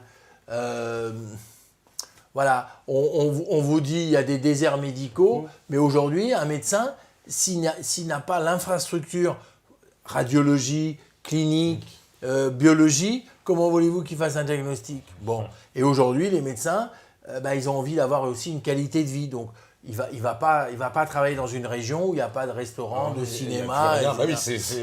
Donc il va se dire, bon, je travaille, mais j'ai besoin de tout ça. Donc, on prend le problème à l'envers. C'est-à-dire qu'on prend le problème à l'envers. On rend les régions désertes, on supprime tout, et puis on dit aux gens, venez. Mais c'est quelque chose qui tourne pas rond, quoi. Qui tourne pas rond. C'est pas comme ça qu'il faut faire. Il faut au contraire créer de l'infrastructure, et ça fait venir. Mais si on dit, la clinique n'est pas rentable, on la supprime ou on la ferme, ça fait venir personne. Ouais, c'est encore pire, quoi. C'est encore pire parce que ceux qui habitent là se disent, il n'y a plus rien, et finalement, et c'est comme ça que la situation et le système de santé se dégradent. C'est comme ça que le système de santé se dégrade. C'est-à-dire qu'aujourd'hui, dans l'assistance publique, les personnes ne sont pas motivées parce qu'il y a pénurie de personnel, parce qu'ils sont traités très mal, ils ne sont pas toujours bien rémunérés. Ils ne sont pas motivés. Et du coup, les gens sont... Et qu'est-ce qu'on fait? On quitte l'assistance publique et on va vers le privé. Vers les cliniques privées. Voilà. Donc, il y a quelque chose qui ne tourne pas rond. C'est-à-dire qu'il y a un décalage entre le discours officiel en disant on veut une médecine sociale, solidaire, humaine, assistance publique, et puis on ne fait rien pour la conserver. Et les gens se disent, moi je suis très mal reçu dans les hôpitaux, j'attends des semaines pour avoir des rendez-vous, je vais aller dans le privé, où je suis mieux reçu, je paierai plus cher, mais je serai mieux reçu. Parce que c'est aussi le problème des urgences complètement embouteillées, les hôpitaux. Il y a beaucoup de problèmes apparemment aussi de violence dues à cette situation, puisqu'il y a des attentes interminables. Absolument. Alors, on attend 8 heures, 10 heures, donc les patients s'énervent. J'ai vu qu'il y avait des conflits partout dans les bien urgences. Sûr, bien sûr. On met des vigiles. Des vigiles, voilà. On met des vigiles dans les services d'urgence. Parce qu'il y a l'agressivité, il y a des incivilités, etc. Oui, Et du coup, ça crée des tensions. Parce que c'est des pressions supplémentaires, ça, qui viennent s'ajouter pour le personnel. Mais bien sûr. Non seulement il y a des gens, en plus de ça, il y a une pression. On réduit le personnel alors que c'est une activité. La médecine, ça fait une activité où on a besoin d'une relation humaine. C'est-à-dire que, paradoxalement, il faudrait plus d'infirmières, plus d'aides-soignantes, plus de médecins, de façon à ce que les malades se disent on est bien reçu, ça va relativement vite, le médecin il a le temps. Aujourd'hui c'est tout l'inverse, personne n'a le temps d'examiner, l'infirmière elle est débordée, l'aide-soignante elle en peut plus, et c'est comme ça que la situation se dégrade, et le malade, il en fait des frais, moi je trouve qu'il en fait des frais. Il en fait des frais. Et c'est pour ça qu'on a beaucoup d'insatisfaction. On a de plus en plus... On va apparaître des erreurs médicales beaucoup de plus en plus. On a des erreurs médicales. Alors, on n'en voyait pas autant avant quand même. Et on a beaucoup de plus de plaintes. Oui, de plaintes patients qui disent « j'étais pas suffisamment pris en charge, j'étais pas considéré ». Bon, et le médecin, il dit... Et ça se surajoute. Le procès pour un médecin, c'est vécu comme une humiliation, et ça accentue son burn-out, quoi. Ça accentue sa dépression, et il se dit je donne mon temps, ma vie à des malades, et puis il porte plainte. Il est vécu comme une grande agression. Ouais. Parce qu'en plus, un médecin aujourd'hui, je sais qu'il doit avoir des assurances particulières. Surtout les spécialistes, les chirurgiens. Voilà, parce qu'ils ont toute leur responsabilité. Oui, parce s'ils font une connerie. Parce qu'ils font une erreur, c'est eux qui payent, ou la compagnie d'assurance, ou la clinique. Donc, voilà, un acte chirurgical.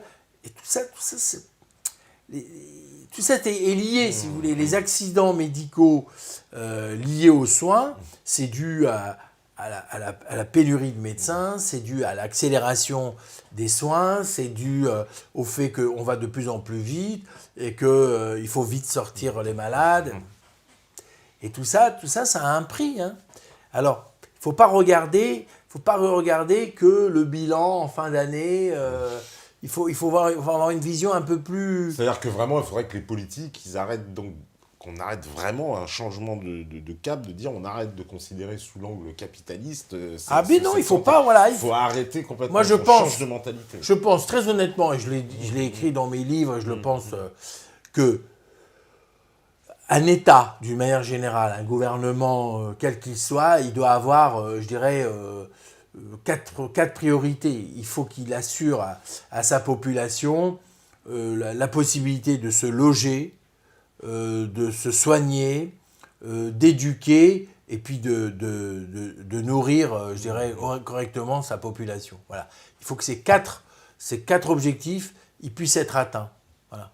Se loger, bon, et on sait que ça pose des problèmes, se loger, se soigner, s'éduquer et avoir une vie décente. Tout le reste, là, les loisirs, tout ça, c'est du plus. Mais malheureusement, aujourd'hui, ces grands besoins-là, ils ne sont pas forcément assurés. Vous savez bien comme c'est difficile pour se loger aujourd'hui. Bah pareil, c'est le même principe. Pénurie de logement, forte demande, donc augmentation des loyers. Les gens ils se saignent pour avoir un logement. Bon.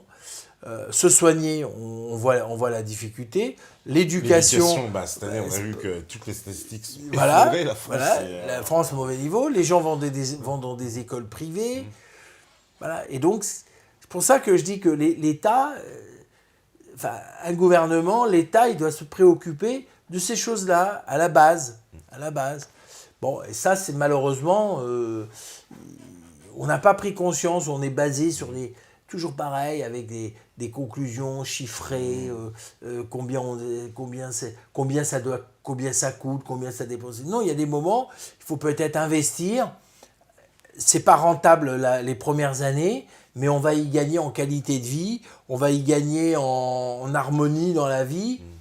Parce que la violence, ça a un coût. Parce que tous ceux qui ont pris ces options-là en Europe, comme on a vu en Angleterre, où c'est le tout libéral dans la santé, d'ailleurs même ils en reviennent un peu. Mais bien sûr. Parce que ça a été une catastrophe en Angleterre. Mais regardez par contre au Danemark, où tout est basé sur la communauté, le social, etc.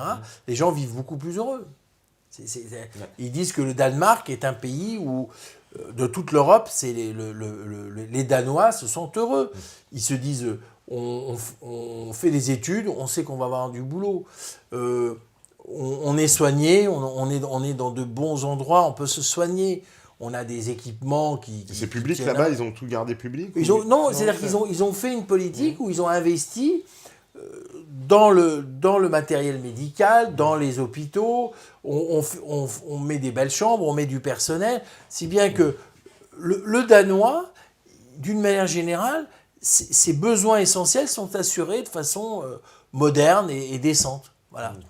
Donc, c'est un choix de les pays nordiques, ils ont beaucoup basé sur l'art de vivre. Voilà. Les pays capitalistes ou l'économie libérale, c'est basé beaucoup sur le chacun pour soi. Ce qui compte, c'est moi. Alors que dans les pays nordiques, il faut penser à nous. Il faut que tout le monde soit plus ou moins heureux. Et donc les pays basés sur l'économie et le capitalisme, c'est du genre, tu te débrouilles, tu as l'argent, tu vivras bien, tu n'as pas d'argent. Nous, en plus, on avait un système de solidarité, mais qui est en train de s'effriter. Parce que les Anglais, on prend exemple donc sur ces Anglais, finalement, ces Américains. Moi, je pense que je vous dis, c'est pas bon, Il faut il y ait des minimums, il faut que la plupart des gens ils aient une vie correcte, quoi. Et aujourd'hui, vous avez on n'a pas une médecine à 2 vitesses, on a une médecine à 3 ou 4 vitesses. Il y a des malades qui renoncent aux soins, qui ne vont pas se soigner, ni les dents, ni les yeux, ni rien, parce qu'ils n'ont pas de sécurité sociale, ils ont très peu. Vous avez ceux qui ont le système de sécurité sociale basique. Bon, ils n'ont même pas la possibilité d'aller voir des spécialistes. Bon, voilà, parce que les spécialistes, ils sont en secteur 2 et ils vous disent, moi, je ne peux pas payer. Oui, parce que... Il y a des dépassements d'honoraires. Il y a les fameux dépassements d'honoraires, parce que quand on est en ACMU, en fait, la sécurité sociale ne repose qu'une certaine Ah bah que sur la base. Que sur la base, voilà. Le tarif d'un spécialiste, c'est 30 € ou 33 €. Quand vous avez un spécialiste qui vous prend 60 €, la différence, c'est pour vous. C'est pour vous, voilà. Donc, le restant à charge, ce qu'ils appellent le restant à charge, il augmente. Et donc, vous avez des gens qui ne peuvent pas aller voir les spécialistes, qui ne peuvent pas aller faire des actes chirurgicaux où il y a des dépassements d'honoraires de 500, de 1000 €. Donc, et ça, on est déjà à 3-4 vitesses. Et puis, il y en a ceux qui, eux, ont les moyens de payer, etc. Donc, entre ceux qui renoncent, ceux qui ont les médecines de base, ceux qui ne peuvent pas avoir aux spécialistes, voilà, c'était pas comme ça. C'était pas comme ça. C'est pour ça que je dis, il y a une régression sociale. Je crois que objectivement, quelqu'un de bonne foi peut le reconnaître, mais apparemment, peut-être que le chantier est énorme et que personne ne veut s'en occuper, mais c'est vraiment vital. Hein. Sinon, on va encore régresser. Hein. Parce que le pouvoir des mutuelles, en plus, lui, il cesse d'augmenter. Mais bien sûr. Et ça aussi, c'est une part privée. Parce que derrière le mot mutuelle, c'est ce qu'on avait vu aussi dans C'est une émission, des assurances complémentaires. Des assurances complémentaires privées. 90%, c'est pas mutualiste. Parce que mutuelle, ça fait un peu service public, solidarité. Non. Enfin, dans le mot, quand on l'entend, une mutuelle, c'est pas... Non, dans la majorité, ce sont des assurances privées qui cherchent la rentabilité. Voilà. Et puis, vous avez AXA, le GAN, enfin, toutes les... Et qui savent très bien gérer, leur secteur. Et eux, ils font pas de la philanthropie. Font pas de la philanthropie. Et ça va de plus en plus... voilà. Et alors on est dans une situation paradoxale où vous avez une population qui vieillit de plus en plus. Et plus vous vieillissez, plus vous avez des maladies. Et d'un autre côté, ces maladies coûtent de plus en plus cher. Et paradoxalement, vous n'avez pas accès au 100% pour tout. Par exemple, il y a quelques années, l'hypertension artérielle alors qu'elle était considérée comme une affection de longue durée et qui était remboursée à 100%, elle n'est plus remboursée à 100%. Voilà. Donc il y a eu levée de bouclier, les cardiologues ont dit c'est pas normal, et les pouvoirs publics ont dit non, il faut faire des économies. Voilà. Donc petit à petit, de façon insidieuse, de façon silencieuse, sans que ça fasse du bruit, la sécurité sociale, petit à petit, il y a un grignotage. Vous ne vous rendez pas compte, mais quand vous voyez que ce qui se passait il y a 20 ans et maintenant, ou il y a 10 ans, vous verrez, vous dites, mais on régresse. Vous voyez, à la fin, on remboursera quasiment. Mais je veux dire, si on devait faire l'histoire de la sécurité sociale, on se rend compte que avant, on était remboursé 85% de la consultation et des médicaments. On est passé à 75 et maintenant c'est 65. Vous voyez ? Si vous devez analyser l'histoire. Il y a eu une époque où vous ne mettiez pas un timbre pour renvoyer vos papiers à la sécurité sociale. Parce qu'un timbre, ça coûtait de l'argent. Aujourd'hui, vous mettez un timbre. Vous n'aviez pas le forfait hospitalier. Hein ? Aujourd'hui, on a créé un forfait hospitalier qui est de 18 € par... Il a augmenté, tous les 3-4 ans, il augmente.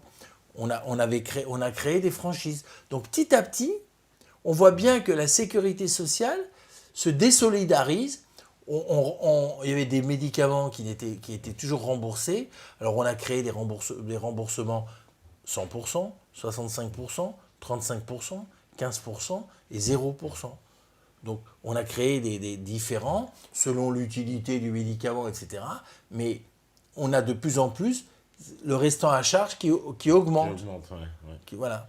Donc voilà, tout ça, c'est une évolution sur 30 ans, gauche ou droite, compris. Ils sont allés dans le même mouvement, les deux.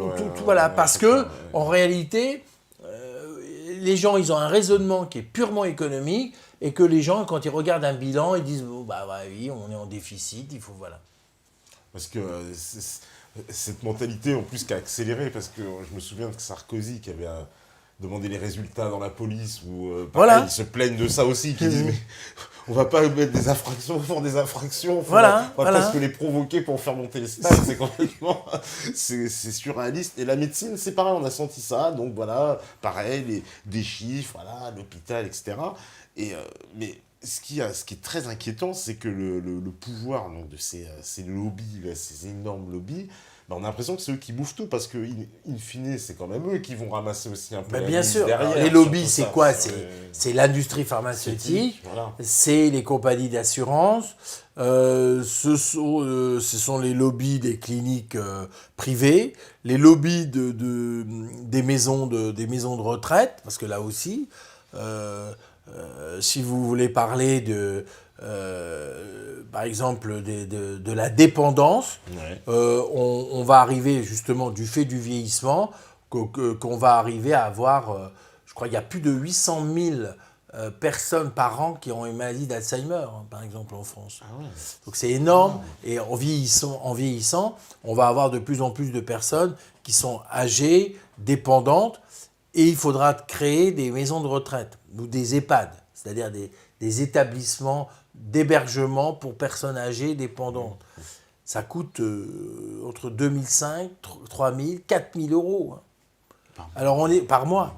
Donc on va être dans une situation où vous avez des retraites qui sont de plus en plus faibles et des coûts pour le vieillissement qui seront de plus en plus élevés. Et ce problème-là, je peux vous dire que à l'élection de Sarkozy en 2007, donc il y a près de 10 ans, il disait « Oh, on va créer une assurance dépendance ». 10 ans après, rien n'est fait. Donc on est conscient du problème. Moi, je l'ai écrit dans un livre qui s'appelle « Demain, tous vieux, pauvres et malades ». Comment éviter le clash sanitaire? C'est un problème énorme parce que la population vieillit, parce que cette population, elle est grande consommatrice de médicaments, d'hospitalisation et de retraite. Et comment vous faites quand vous avez... faut payer 3 à 4 000 euros par mois pour une maison de retraite quand vous avez une retraite de 2 000. Donc ce sont les enfants qui se cotisent, etc. Donc ça, c'est un réel problème. Il faut il faut se pencher sur ce problème de la dépendance. Bon, personne fait, chacun se débrouille comme il peut. Et ça, c'est peut-être le rôle de l'État, de se dire, il faut que notre population, sinon on va arriver à des gens qui vont mourir dans des mouroirs. Hein. Ou alors on va nous inventer des maisons de retraite en Hongrie, enfin délocalisées. Peut-être on va vous dire... Faut dire ça coûte moins cher. Allez là-bas, c'est l'Europe. C'est l'Europe. Voilà, vous voyez, alors imaginez votre père, votre mère loin et vous ne la voyez pas. Non, mais voilà. Le monde est devenu de plus en plus déshumanisé, il faut faire attention. Et donc, il y a des réels problèmes, il y a des choses, et aujourd'hui, on ne veut pas les voir parce que ce sont des problèmes énormes. C'est des problèmes énormes à gérer. Et le temps passe et on les laisse couler. Et le problème, moins vous en occupez maintenant, plus il sera encore plus grand. Plus ça va grossir, parce qu'en fait, voilà, de toute façon, ça va être devant nous, voilà, si on ne fait rien. Les maladies chroniques, ça représente près de plus de 20% de la population, c'est-à-dire 15 millions de Français. Alors, maladies chroniques, pour préciser, c'est les maladies... C'est les maladies l'hypertension, le diabète, l'asthme, les bronchites, l'insuffisance rénale, toutes les maladies qu'on a toute notre vie. Toute notre vie, qu'on va se faire traiter... pendant 20 ou 30 ans. Ça représente 15 millions de gens. C'est plus de 20% de la population. Ces 20% de la population, ils représentent 80% de la consommation du truc. Il faut s'en occuper. D'accord. Ouais. Donc voilà, c'est un réel problème. Alors, il ne faut pas seulement leur dire faut donner des médicaments, etc. Il faut peut-être faire en sorte de les éduquer pour consommer moins, etc. Parce que c'est un problème. Alors, on ne peut pas les laisser tomber parce que ce sont des maladies graves, mais on ne peut pas non plus aboutir à une surconsommation. Ouais, est-ce qu'on n'est pas aussi, un peu, nous, les patients, souvent un peu trop obsédés par les médicaments? Est-ce qu'il n'y a pas une surconsommation des médicaments? Bien sûr. Boulimie, un peu. C'est le mal français, je dirais. La surconsommation du médicament, c'est le mal français. On est des latins et on considère que face à une souffrance, on veut avoir la réponse médicament. Bon. Et un médecin qui prescrit pas beaucoup de médicaments, on dit il est pas bon, il est pas bon. Il est pas bon, il m'a rien donné. Il m'a rien donné. Il m'a donné que du Doliprane, il m'a donné que de l'Aspégique. Mais c'est vrai que quand le médecin nous donne, on dit mais il m'a rien donné. Donc on a besoin, voilà. Et donc tout ça c'est culturel. Bon, mais on pourrait développer, je sais pas moi, les activités sportives qui réduisent la consommation de médicaments. Et on peut imaginer des situations où la sécurité sociale elle créerait des lieux d'activité sportive, intellectuelle, de façon à ce que les personnes vont dans ces centres-là, consomment moins de médicaments, et du coup, tout le monde serait content. On réduirait le déficit, voilà. Est-ce que l'hygiène alimentaire, c'est pas aussi important? Est-ce que c'est pas un facteur qui est bien sûr, on dit toujours qu'on creuse sa tombe avec sa cuillère. Hein. Cette formule qui, quand on mange trop, quand on mange gras, voilà, tout ça. Donc ça aussi, ça fait partie. Voilà. Mais on prend le problème quand il existe. On n'essaye pas d'anticiper. Mais c'est parce qu'il y a des pouvoirs. Hein. Vous voulez réduire la consommation de médicaments, mais l'industrie, elle se dit... Ah oui, ça, elle n'a pas tellement envie, oui, c'est ça. Vous voulez dire, mangez moins, mais vous avez l'industrie agroalimentaire qui se dit, nous, on veut au contraire des colorants, on veut que les gens consomment de plus en plus. Hein, plus ils ont soif, plus ils ont faim, mieux c'est. Voilà, donc il y a des pouvoirs comme ça qui existent, et il faut faire avec, mais c'est je pense, à l'État, c'est à l'État de donner la direction en disant, bon voilà, on va faire en sorte que la population fasse plus de sport, parce que le sport c'est bon pour le moral, on va consommer moins de psychotropes, moins d'antidépresseurs, etc. On va créer des conditions dans le monde du travail pour que les gens aient un bien-être au travail. Enfin voilà. Il y a une autre façon de voir les problèmes. C'est, est-ce qu'on gère les problèmes ou on essaye de faire en sorte qu'il n'y ait pas de problème? Oui, parce qu'on voit qu'il y a une convergence d'intérêts avec justement les industriels d'agroalimentaire qui vont nous vendre leur malbouffe en grande quantité, puis quelque part après, ces gens peuvent falloir soigner. Et puis on s'avance que des fois, il y a les mêmes qui vendent les médicaments. Alors, non, mais c'est vrai, il y a des industriels qui s'en fichent de savoir, ils sont là pour vendre toujours plus de médicaments, plus vendre de surgelés et de la malbouffe, la consommation de tabac et la consommation d'alcool, et il n'y a pas véritablement de contre-pouvoir. Et bon, c'est au rôle peut-être des pouvoirs publics d'aider les gens à s'organiser en contre-pouvoir, pour contrebalancer les effets nocifs. Mais donc c'est un véritable... Sinon on va aller de pire en pire. Hein. Je veux dire, il ne faut pas... on dit toujours la planète est menacée, mais la planète c'est vaste, les gens ne se rendent pas compte de ce que ça veut dire. Mais moi je dis que c'est la vie, votre vie personnelle. De toute façon, les gens pressentent tout ça, ont l'expérience que voilà, c'est plus difficile. Oui, mais ils se sentent pas protégés. Ils se disent pas, voilà, moi je suis pas inquiet. Enfin, je veux dire, ils ont une inquiétude. Ah oui, il y a une inquiétude. Face en se disant, si demain je suis malade, comment je vais me débrouiller? Il est courant aujourd'hui de voir des gens, le cas que vous avez évoqué tout à l'heure, le premier, des gens qui ne se soignent plus. Parce que c'est un choix... justement des financiers, etc. On peut pas. Donc les gens se posent la question, si je suis malade, comment je vais faire? Si je deviens vieux, bon, j'aime être vieux, j'aimerais être vieux, voir mes enfants grandir, mes petits-enfants, mais il faut être capable d'avoir une vieillesse, entre guillemets, décente, que vous ne soyez pas pauvre. Alors vous avez la triple peine, hein. Vous êtes vieux, vous êtes pauvre et vous êtes malade. Bon. Donc tout ça, ça crée des inquiétudes. Et c'est le rôle, je dirais, des pouvoirs publics d'assurer... Voilà, je vous dis, c'est la mentalité des pays anglo-saxons. Les gens vivent heureux en se disant, voilà, j'ai pas de soucis, mon fils fait des études, il va trouver un travail. Si je suis malade, je vais pouvoir être soigné. Si je vieillis, je vais pouvoir trouver un lieu pour vivre ma retraite décemment. On n'a pas ça en France, hein. On n'a pas ce ressenti. c'est un peu chacun pour soi. Bah, On a l'impression que c'est chacun, c'est le système D. Chacun se débrouille comme il peut. C'est le chacun pour soi. Bon, ça c'est pas bon. C'est pas bon. Et est-ce qu'il faudra, j'avais vu aussi dans l'exemple des Pays-Bas, qui ont réalisé une espèce d'immense audit de tous les médicaments pour savoir vraiment ce qu'ils allaient rembourser ou pas. Parce qu'il paraît qu'il y aurait plein de médicaments aussi inutiles, un peu aussi, qui sont remboursés. Alors d'autres pas, justement, Oui, c'est un peu oui. d'autres pas remboursés qu'il faudrait, et d'autres Non, mais il n'y a pas de cohérence. qui ne servent à rien. Non, il n'y voilà. a pas de cohérence dans les remboursements. Ouais. Je peux vous dire qu'il n'y a pas de cohérence dans les remboursements. Il y a des médicaments qui sont qui ne servent à, enfin qui sont des placebos, qui ne servent à rien, qui sont purement psychologiques, qui n'ont aucun effet et qui sont remboursés à 65% parce que il y a des pressions du labo, parce que il y a des connivences entre les pouvoirs publics, les industriels, etc. Et puis des fortifiants, par exemple, les vitamines et choses comme ça, qui ne sont pas remboursés.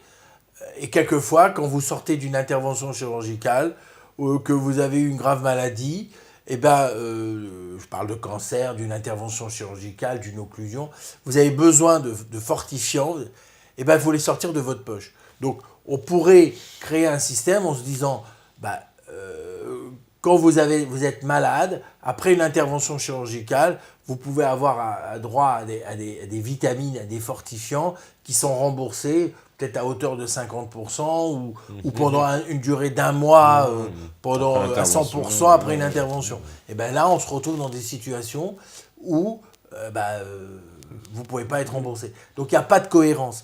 Le médicament, je vous dis franchement, moi j'ai écrit des livres là-dessus, c'est un grand bazar. C'est un grand bazar où on trouve tout et n'importe quoi. Des médicaments qui n'apportent rien et qui sont commercialisés, et qui coûtent très cher à la collectivité. Des médicaments qui ne sont pas remboursés et qui pourraient l'être. Je donne un exemple d'incohérence.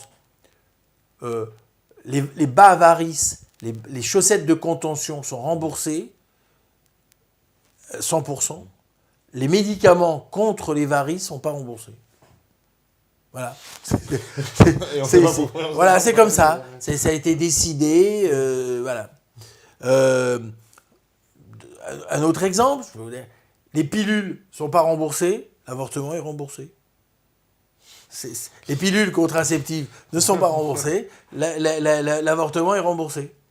Donc vous avez des gens qui disent moi je ne peux pas payer une pilule, donc je peux un risque de grossesse, et on rembourse le remboursement. Donc voilà.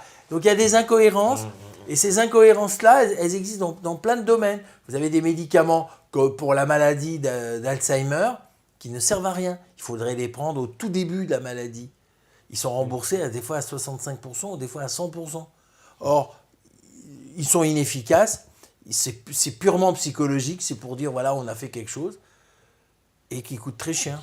Et à la collectivité, c'est toutes les personnes âgées qui en prennent et que ça ne sert à rien.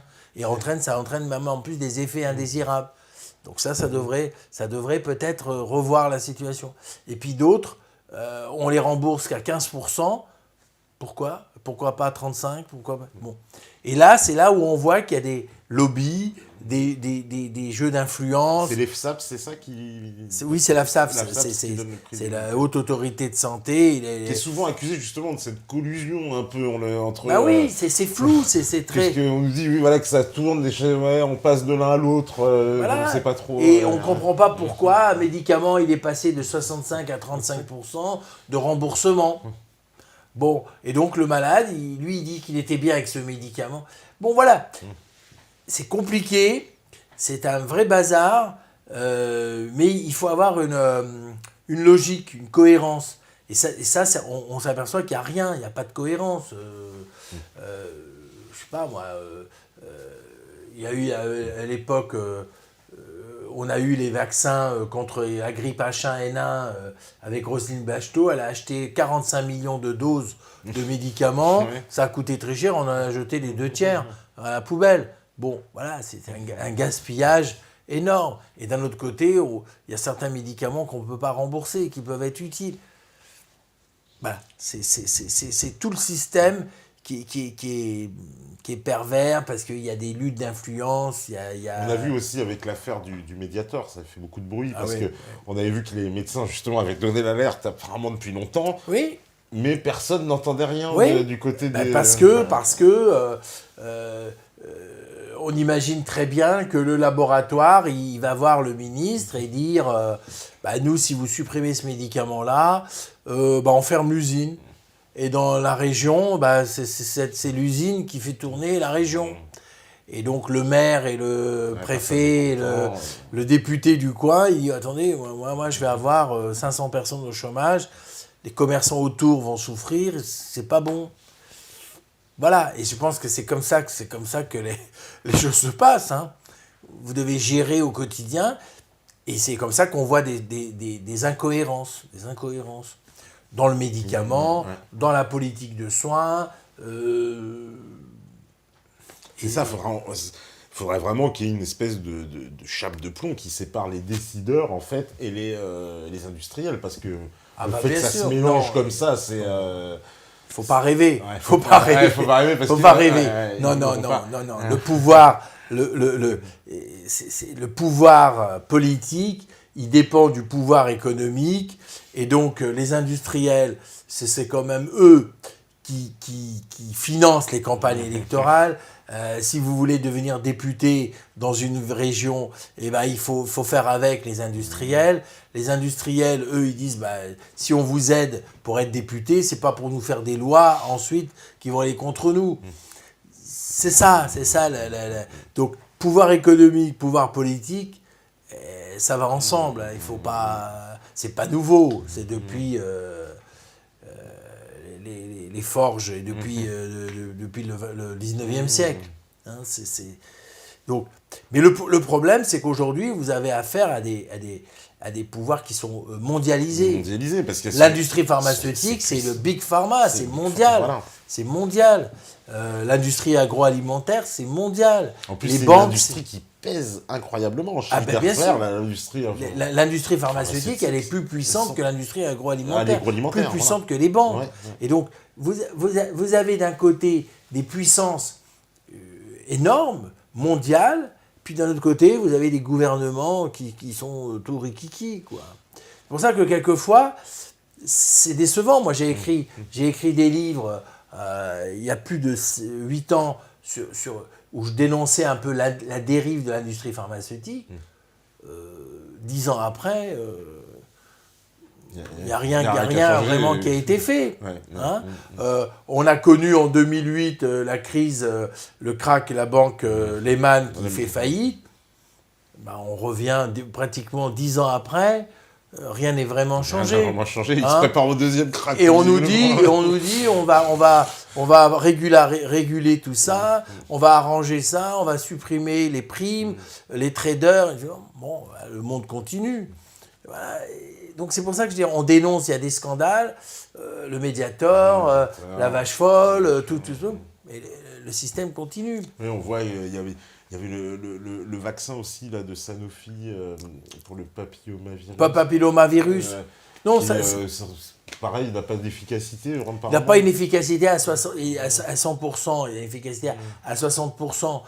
Mais là, il n'y a pas eu d'effet indésirable. On ne peut pas mettre sur la même chose le vaccin et le Mediator. Mais le Mediator, on savait qu'il y avait des risques et on continue. Bon, voilà, donc... Ouais, parce que quand les médecins alertent, ça fait pas... en fait, ils alertent, mais bon, on n'est pas obligé de le prendre en compte, en fait, au niveau de l'administration. Même si on en prend compte, ça fait contrepoids. Enfin, c'est pas assez puissant. Et puis, je vais vous dire, par exemple, le laboratoire Servier, par exemple, qui a souffert beaucoup en France, et il y a eu la mort de Jacques Servier, mais c'est une multinationale. Alors, en France, ça va pas, mais le groupe Servier dans le reste du monde, il est très florissant. C'est ça le paradoxe. Donc, ils se disent, bon, nous, à la limite, la France, ça représente très peu dans le chiffre d'affaires du groupe. Oui, donc, voilà, on s'en fiche. Et les laboratoires comme Pfizer, Sanofi, etc., ils disent, bon, nous, si ça ne va pas en France, si on nous fait des lois contre l'industrie, eh ben, on ira ailleurs. Enfin, voilà. Ah oui. Donc, c'est ça que je veux dire. Le pouvoir, il est il est disproportionné. Vous avez d'un côté un État, 60 millions d'habitants, et puis vous avez une multinationale qui vit sur 1 milliard d'habitants. C'est pas la même proportion. Et c'est comme ça que le rapport, le pouvoir, il est inégal. Non, parce qu'à la fois, ils ont beaucoup de pouvoir, justement, ces laboratoires, cette industrie, mais ils se font très discrets en même temps. On ne les voit pas trop pavaner, je trouve. Bien sûr. Parce que, mais c'est ça le paradoxe. C'est-à-dire que nous, aujourd'hui, on peut dénoncer les dérives, on peut dénoncer des comportements, des choses comme ça, mais les choses bougent très peu. Moi, je pense que ce qui peut faire bouger, c'est la population. Si les gens se mettent à faire des manifestations, une rébellion, une résistance à ça, l'industriel qui dit « Ah ben moi, si on n'utilise plus mes produits, il faut que je réfléchisse », ça prend. Mais il ne faut pas compter sur l'État pour que les choses changent, puisque l'État, le pouvoir politique et le pouvoir économique, ils sont cousins germains, quoi. Je veux dire, Ou alors il faut des hommes politiques non corrompus. Oui, qui ont beaucoup de courage. Beaucoup de courage. Qui ont beaucoup de courage. Allez, je vais prendre les questions. Alors on me dit par exemple, existe-t-il des génériques plus efficaces que les 10 originaux? Ça peut exister? Non, ça ne peut pas exister. Impossible. Impossible.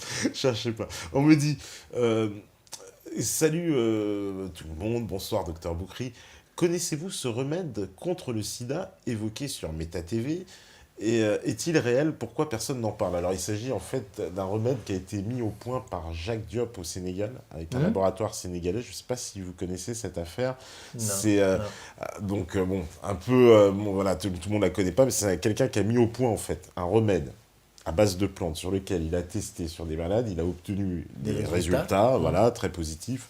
Et en fait, au moment où il aurait dû avoir la commercialisation en fait, du médicament, du principe, il y a eu apparemment tous les grands laboratoires français qui sont venus à Dakar avec Douste Blazy, c'est marrant, qui était à l'époque le fameux ministre de la Santé.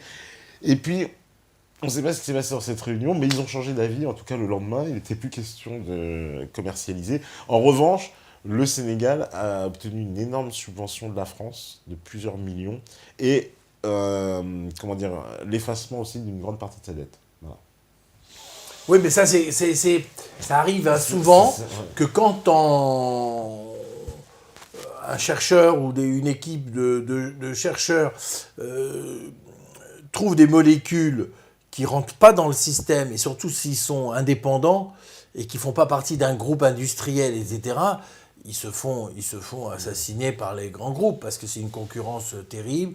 En plus, je suppose que le médicament, il coûtera moins cher que... c'est à base de plantes qui poussent là-bas.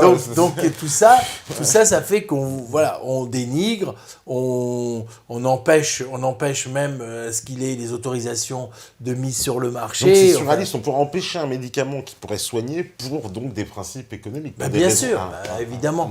Évidemment, c'est-à-dire que les grands laboratoires vont aller voir le ministère en disant écoutez, ça peut pas, vous ne pouvez pas donner une caution à ce genre de médicaments, voilà. Et ça c'est très fréquent. Il faut vraiment une volonté politique. Les gens qui disent non, nous on n'a pas les moyens d'acheter des molécules qui coûtent très cher. Ça a été fait à l'époque en Afrique du Sud, où il y avait Roche qui faisait son médicament contre le HIV et contre le sida.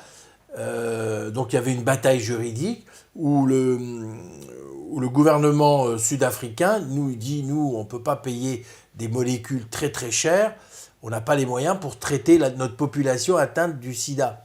Et le laboratoire, il dit oui, mais nous, on a investi, on a fait des millions de dollars de dépenses pour fabriquer ce médicament. On peut pas, voilà. Et il y a eu une bataille juridique, il y a eu un rapport de force, et ils sont arrivés à un compromis.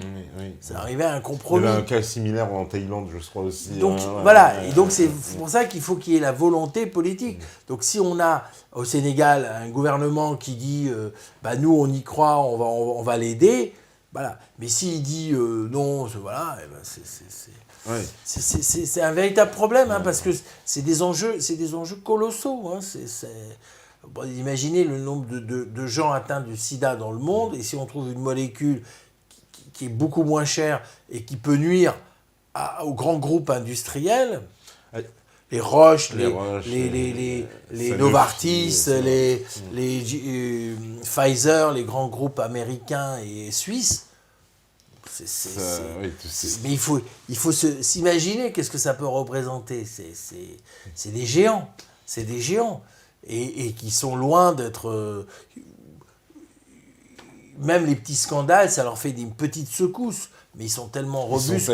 Voilà, parce qu'ils ont des ressources financières incroyables. Donc, ressources financières financières pour eux, même se faire attaquer finalement au procès. Mais non, ils vous envoient des armées d'avocats. Et puis ils indemnisent même, ils indemnisent des malades. Ils peuvent acheter les victimes. Alors ça aussi, oui, c'est-à-dire qu'en fait, quand il y a un scandale, souvent d'ailleurs, c'est comme ça qu'ils étouffent. Ils vont voir les gens et leur disent, bon bah... J'ai écrit un livre qui s'appelait « Ces médicaments qui nous rendent malades », à partir d'une histoire, vraie évidemment, c'était le Vioxx, un anti-inflammatoire fabriqué par un laboratoire américain qui s'appelle MSD, Merck Sharp Dohme, et il y a eu 3000 morts dues à ce médicament-là, parce que ce médicament-là qui traitait l'arthrose, l'arthrite, etc., entraînait des hypertensions, des accidents vasculaires cérébraux, des infarctus du myocarde et des décès. Et bien, le laboratoire a indemnisé les familles des personnes victimes de ce médicament-là pour étouffer l'affaire. Voilà. Mais les indemnisations, ils avaient gagné tellement d'argent que... Oui, voilà, ils arrivent avec une somme indécente et puis les gens... Voilà. Et donc on dénonce un scandale, mais ce scandale, il est vite étouffé par des questions d'argent, et le laboratoire, il existe toujours encore, il progresse, il continue sa vie. Oui, et puis en plus, comme on connaît les liens, par exemple, les laboratoires qui investissent aussi massivement dans les médias, bon, du coup, mais bien sûr. C'est TF1 que j'ai comme client, voilà, ça d'office, j'ai pas envie de m'embrouiller. Bien sûr. Donc du coup, bon, on n'en parle pas de cette affaire-là. C'est évident, c'est évident. Je veux dire, il y a des rapports d'intérêt, il y a des conflits d'intérêts. Moi, je peux vous dire que j'ai écrit ce livre sur les génériques. Il y a eu des émissions où je n'ai pas pu passer, parce que je pense que comme il y avait des laboratoires qui faisaient des campagnes de pub sur les génériques, on dit bon voilà. Et donc dans les rédactions, on dit on ne peut pas inviter quelqu'un qui dénigre les génériques. Ouais, et pour le coup, ça empêche justement qu'on dénonce. C'est pour ça que ça met si longtemps bien sûr. Il y a quelque chose. Mais après. Bon, voilà, Et des fois, on écoute même le PDG de M6 qui dit « Moi, je ne veux pas de reportage hostile à mes clients publicitaires. » Ah, il l'a dit, on voit les choses sont claires. Oui, il a dit « Moi, voilà, vous pouvez parler de plein d'autres choses, mais moi, mes clients, c'est ceux qui font nourrir ma boîte. Donc, si j'ai des produits pour le lait, du fromage, etc., vous ne devez pas faire d'un reportage sur mes clients. » Voilà. Donc, si les voitures, il y a une marque de voiture, mais il y a un défaut de fabrication d'une voiture, faites pas de reportage là-dessus. On n'en parle pas. Il a été transparent. Pour le coup. Alors, on me dit encore, allez, je vais prendre les dernières questions aussi. Alors, lors de mouvements sociaux, le corps médical et paramédical n'est quasiment jamais réuni et inaudible. À mon sens, à cause de l'ordre des médecins et des syndicats, chaque parti défend son existence. Qu'en pensez-vous ? C'est vrai qu'il n'y a pas d'unité entre... Ah non. On est une communauté où il y a, disons, 80 000 médecins, il y a à peu près 120 000 médecins en France, mais entre les hospitaliers, les médecins hospitaliers, les médecins libéraux, dans les médecins hospitaliers, vous avez les chefs de service, les agrégés, les assistants, les chefs de clinique, les internes, etc. Dans les professions, les médecins libéraux, vous avez les généralistes, les spécialistes, le secteur 1, le secteur 2. Voilà, on est complètement morcelés et on a des intérêts divergents. En fait. Et on a près de 7 ou 8 syndicats pour 100 000 personnes, quoi. Donc c'est très morcelé. Et tous les gouvernements jouent sur notre division. Vous avez les médecins libéraux, puis vous avez les médecins salariés, vous avez les médecins des dispensaires, vous avez les médecins... Voilà. Et du coup, les intérêts sont divergents. Et du coup, il n'y a pas... Et ça, donc c'est pour ça qu'ils imposent comme ça, mais cette bien politique. sûr, Hein, bien sûr. dans la Et santé. c'est comme ça qu'ils font signer des accords sur des conventions médicales où vous devez faire ça, avec un règlement tout simple. Hein. Je crois qu'il faut qu'il y ait 2 syndicats sur 3 qui signent pour qu'on soit d'accord. D'accord, et ça Voilà. passe. Même s'il est minoritaire. 2 syndicats minoritaires remplacent le syndicat majoritaire. Ce qui compte, c'est qu'il y ait 2 sur 3. Voilà. Voilà. C'est des représentations. Alors, il faut savoir aussi que les médecins, comme beaucoup de gens, il y a très peu de médecins syndiqués. Ouais. Donc oui, comme en Donc, France, on est voilà, très peu syndiqués voilà. de façon générale. Donc voilà, il y a tout. Et les gouvernements jouent là-dessus. Non, la seule force qui peut faire bouger les choses, ce sont les associations de patients, parce que ce sont eux qui ont, je dirais, ce sont des malades et qui sont touchés dans leur corps, quoi, par un effet secondaire d'un médicament, par un système de santé qui est parfois injuste, etc. Mais malheureusement, on ne peut pas tenir compte du syndicat, on ne peut pas tenir compte il faut que le problème il vienne par la base. Voilà. Quand il y a une association de malades, les associations de malades ont fait bouger les choses en matière de générique, comme je vous l'avais dit, dans l'hypothyroïdie et dans l'épilepsie. Si demain vous avez des malades qui disent nous on est contre le forfait hospitalier parce qu'on n'a plus les moyens de payer, vous voyez, ça peut faire bouger les choses. Ça peut faire bouger parce que ouais. les pouvoirs publics, ils tiennent compte beaucoup du rapport de force, quoi. Vous voyez ce que je veux dire, rapport de force. Malheureusement, ce sont les personnes âgées qui sont les plus malades et on voit mal les personnes âgées descendre dans la rue et se plaindre. Ouais. Allez, je prends les dernières. On me dit encore, que pensez-vous de la médecine chinoise ? Ça, c'est vrai, c'est... Alors moi, je vais vous dire, j'ai écrit un livre qui s'appelle « Enfin guérir lorsque la médecine classique ne suffit plus ». Ouais. Et moi, je préconise, je pense qu'il faut créer des passerelles et des ponts entre la médecine officielle, donc qui est basée sur le médicament, la chirurgie, etc., et les médecines dites alternatives. Voilà. Parce qu'on entend beaucoup parler aujourd'hui. Non, mais d'abord, je vais vous dire, je crois que pratiquement un malade sur 2, il va voir des homéopathes, des acupunctures, des ostéopathes. Donc, moi, je pense que la plupart des médecins, ils sont contre ça. Ils sont contre. Mais les malades et la population, elle est pour. Et je pense que on a tort, nous, médecins, mais pas moi, mais la plupart des médecins, ils ont tort de dénigrer ce type de médecine. Moi, je pense qu'il faut créer au contraire des liens, et on peut soigner par ostéopathie, par médicaments, on peut soigner par médecine chinoise, par l'acupuncture, et puis par la chirurgie. Tout ça, c'est complémentaire, et il ne faut pas s'opposer les uns aux autres. Moi, je dis toujours que ce qui compte, c'est peu importe comment vous guérissez un malade, l'essentiel, c'est que vous le guérissez. Et si, regardez par exemple dans mon livre qui s'appelle Enfin guérir, je parle de l'hypnose, je parle de l'ostéopathie.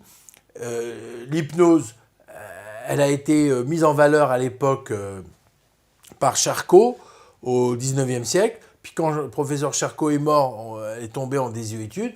Et aujourd'hui, ça remonte. Et aujourd'hui, on fait des anesthésies sous hypnose, on traite les douleurs sous hypnose, les conduites addictives. Voilà. Et donc l'hypnose est redevenue reconnue, elle est même traitée dans les hôpitaux, etc. Donc l'ostéopathie a été dénigrée. Celui qui faisait de l'ostéopathie pouvait être embêté par le Conseil de l'ordre. Aujourd'hui, l'ostéopathie, elle est reconnue. Voilà. Donc moi, je crois à la médecine chinoise à partir du moment où elle est faite sérieusement et que... Voilà. Et pour moi, pour dire sérieusement, il faudrait qu'il y ait une sorte de label, parce que si vous cherchez un médecin ou un thérapeute qui fait de la médecine et vous regardez ça sur Internet sans savoir exactement qui il fait, dans ce genre de choses, vous n'avez pas de garantie que ce ne soit pas un rigolo, un charlatan, etc. Donc il faut faire attention, quoi. Mais pourquoi pas, hein. En France aussi, alors il y a eu par exemple le sérum de Quinton qui était, c'est encore utilisé ça dans les hôpitaux ? Non. Ça c'était une sorte de fortifiant. Voilà, qui remplaçait les transfusions. Non. Non, mais ce genre de petite médecine, c'est souvent de façon empirique. C'est-à-dire un médecin, il découvre ça, il essaye lui-même, etc. Mais alors après, pour qu'il soit reconnu, il faut qu'il soit utilisé à grande échelle. Et souvent il Oui, a parce pas les que moyens. il y a le fameux documentaire, donc beaucoup connaissent Les Savants Maudits, où ici, il y a le... Alors, son nom m'échappe, mais il a inventé la machine pour le cancer à Bordeaux. C'était un monsieur... j'ai oublié son nom. Peut-être vous le trouverez, vous, sur... ouais, Mais dans un de mes public. livres, par exemple, je peux vous dire, dans un de mes livres, je parle des guérisseurs Ouais. et des barreurs de feu. Les barreurs de feu, ce sont des gens lorsque vous avez des brûlures, qui vous mettent les mains à 10 cm de la brûlure et qui font disparaître les brûlures. Les barreurs de feu, ça s'appelle. Et ce sont des gens qui ont des dons. Et dans des services de brûlés, par exemple, lorsque la médecine officielle ne marche pas, on a essayé les médicaments, on a essayé les pommades, on a tout essayé, et ben on fait appel à ces gens qui ne sont pas médecins, mais qui ont ce don. Et on voit des malades qui, pendant des mois, voire des années, ils ont souffert de leur brûlure, ils n'ont jamais été vraiment soulagés, qui en 10 minutes, un quart d'heure, leur vie est métamorphosée, quoi. Alors on ne sait pas comment ça marche, mais ça bat les barreurs de feu. Et ben dans des services hospitaliers, on fait appel à ces gens-là, hein, qui bien souvent ne se font C'est même un peu pas tabou rémunérer. ou pas? Non, non, même parce que j'imagine, non, de ramener quelqu'un comme ça. Oui, on les connaît. L'anti-médecine, Oui, c'est quelque part, mais ils sont efficaces. En général, ils ne sont même pas rémunérés. Ils font ça parce qu'ils ont un don. Ce don, il est bien souvent transmis de génération en génération, de père en fils. Et ce sont des gens qui guérissent à distance ou ça s'appelle les barreurs de feu. Et il en existe et ça marche. Bon, l'hypnose, ça marche. L'ostéopathe, ça marche. Les guérisons spontanées, les guérisons inexpliquées, ça marche. Et dans mon livre, donc Enfin guérir, je parle de tout ça et je pense que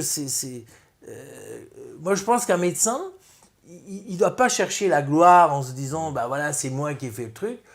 Ce qui compte pour moi, c'est qu'il arrive à soulager le malade avec des solutions, même qui ne sont pas prouvées scientifiquement. Parce que l'hypnose, on ne sait pas comment ça marche. Non, on ne sait pas comment ça fonctionne. Mais ça marche. Mais ça marche. C'est essentiel. On arrive à anesthésier quelqu'un sous hypnose. Oui. C'est incroyable. Voilà. Ouais. Et on opère sous hypnose. On opère sous hypnose. Donc, c'est fantastique. Des gens qui ont des conduites addictives à l'alcool, au tabac, à la drogue, eh ben, avec quelques séances d'hypnose, voilà, on marche.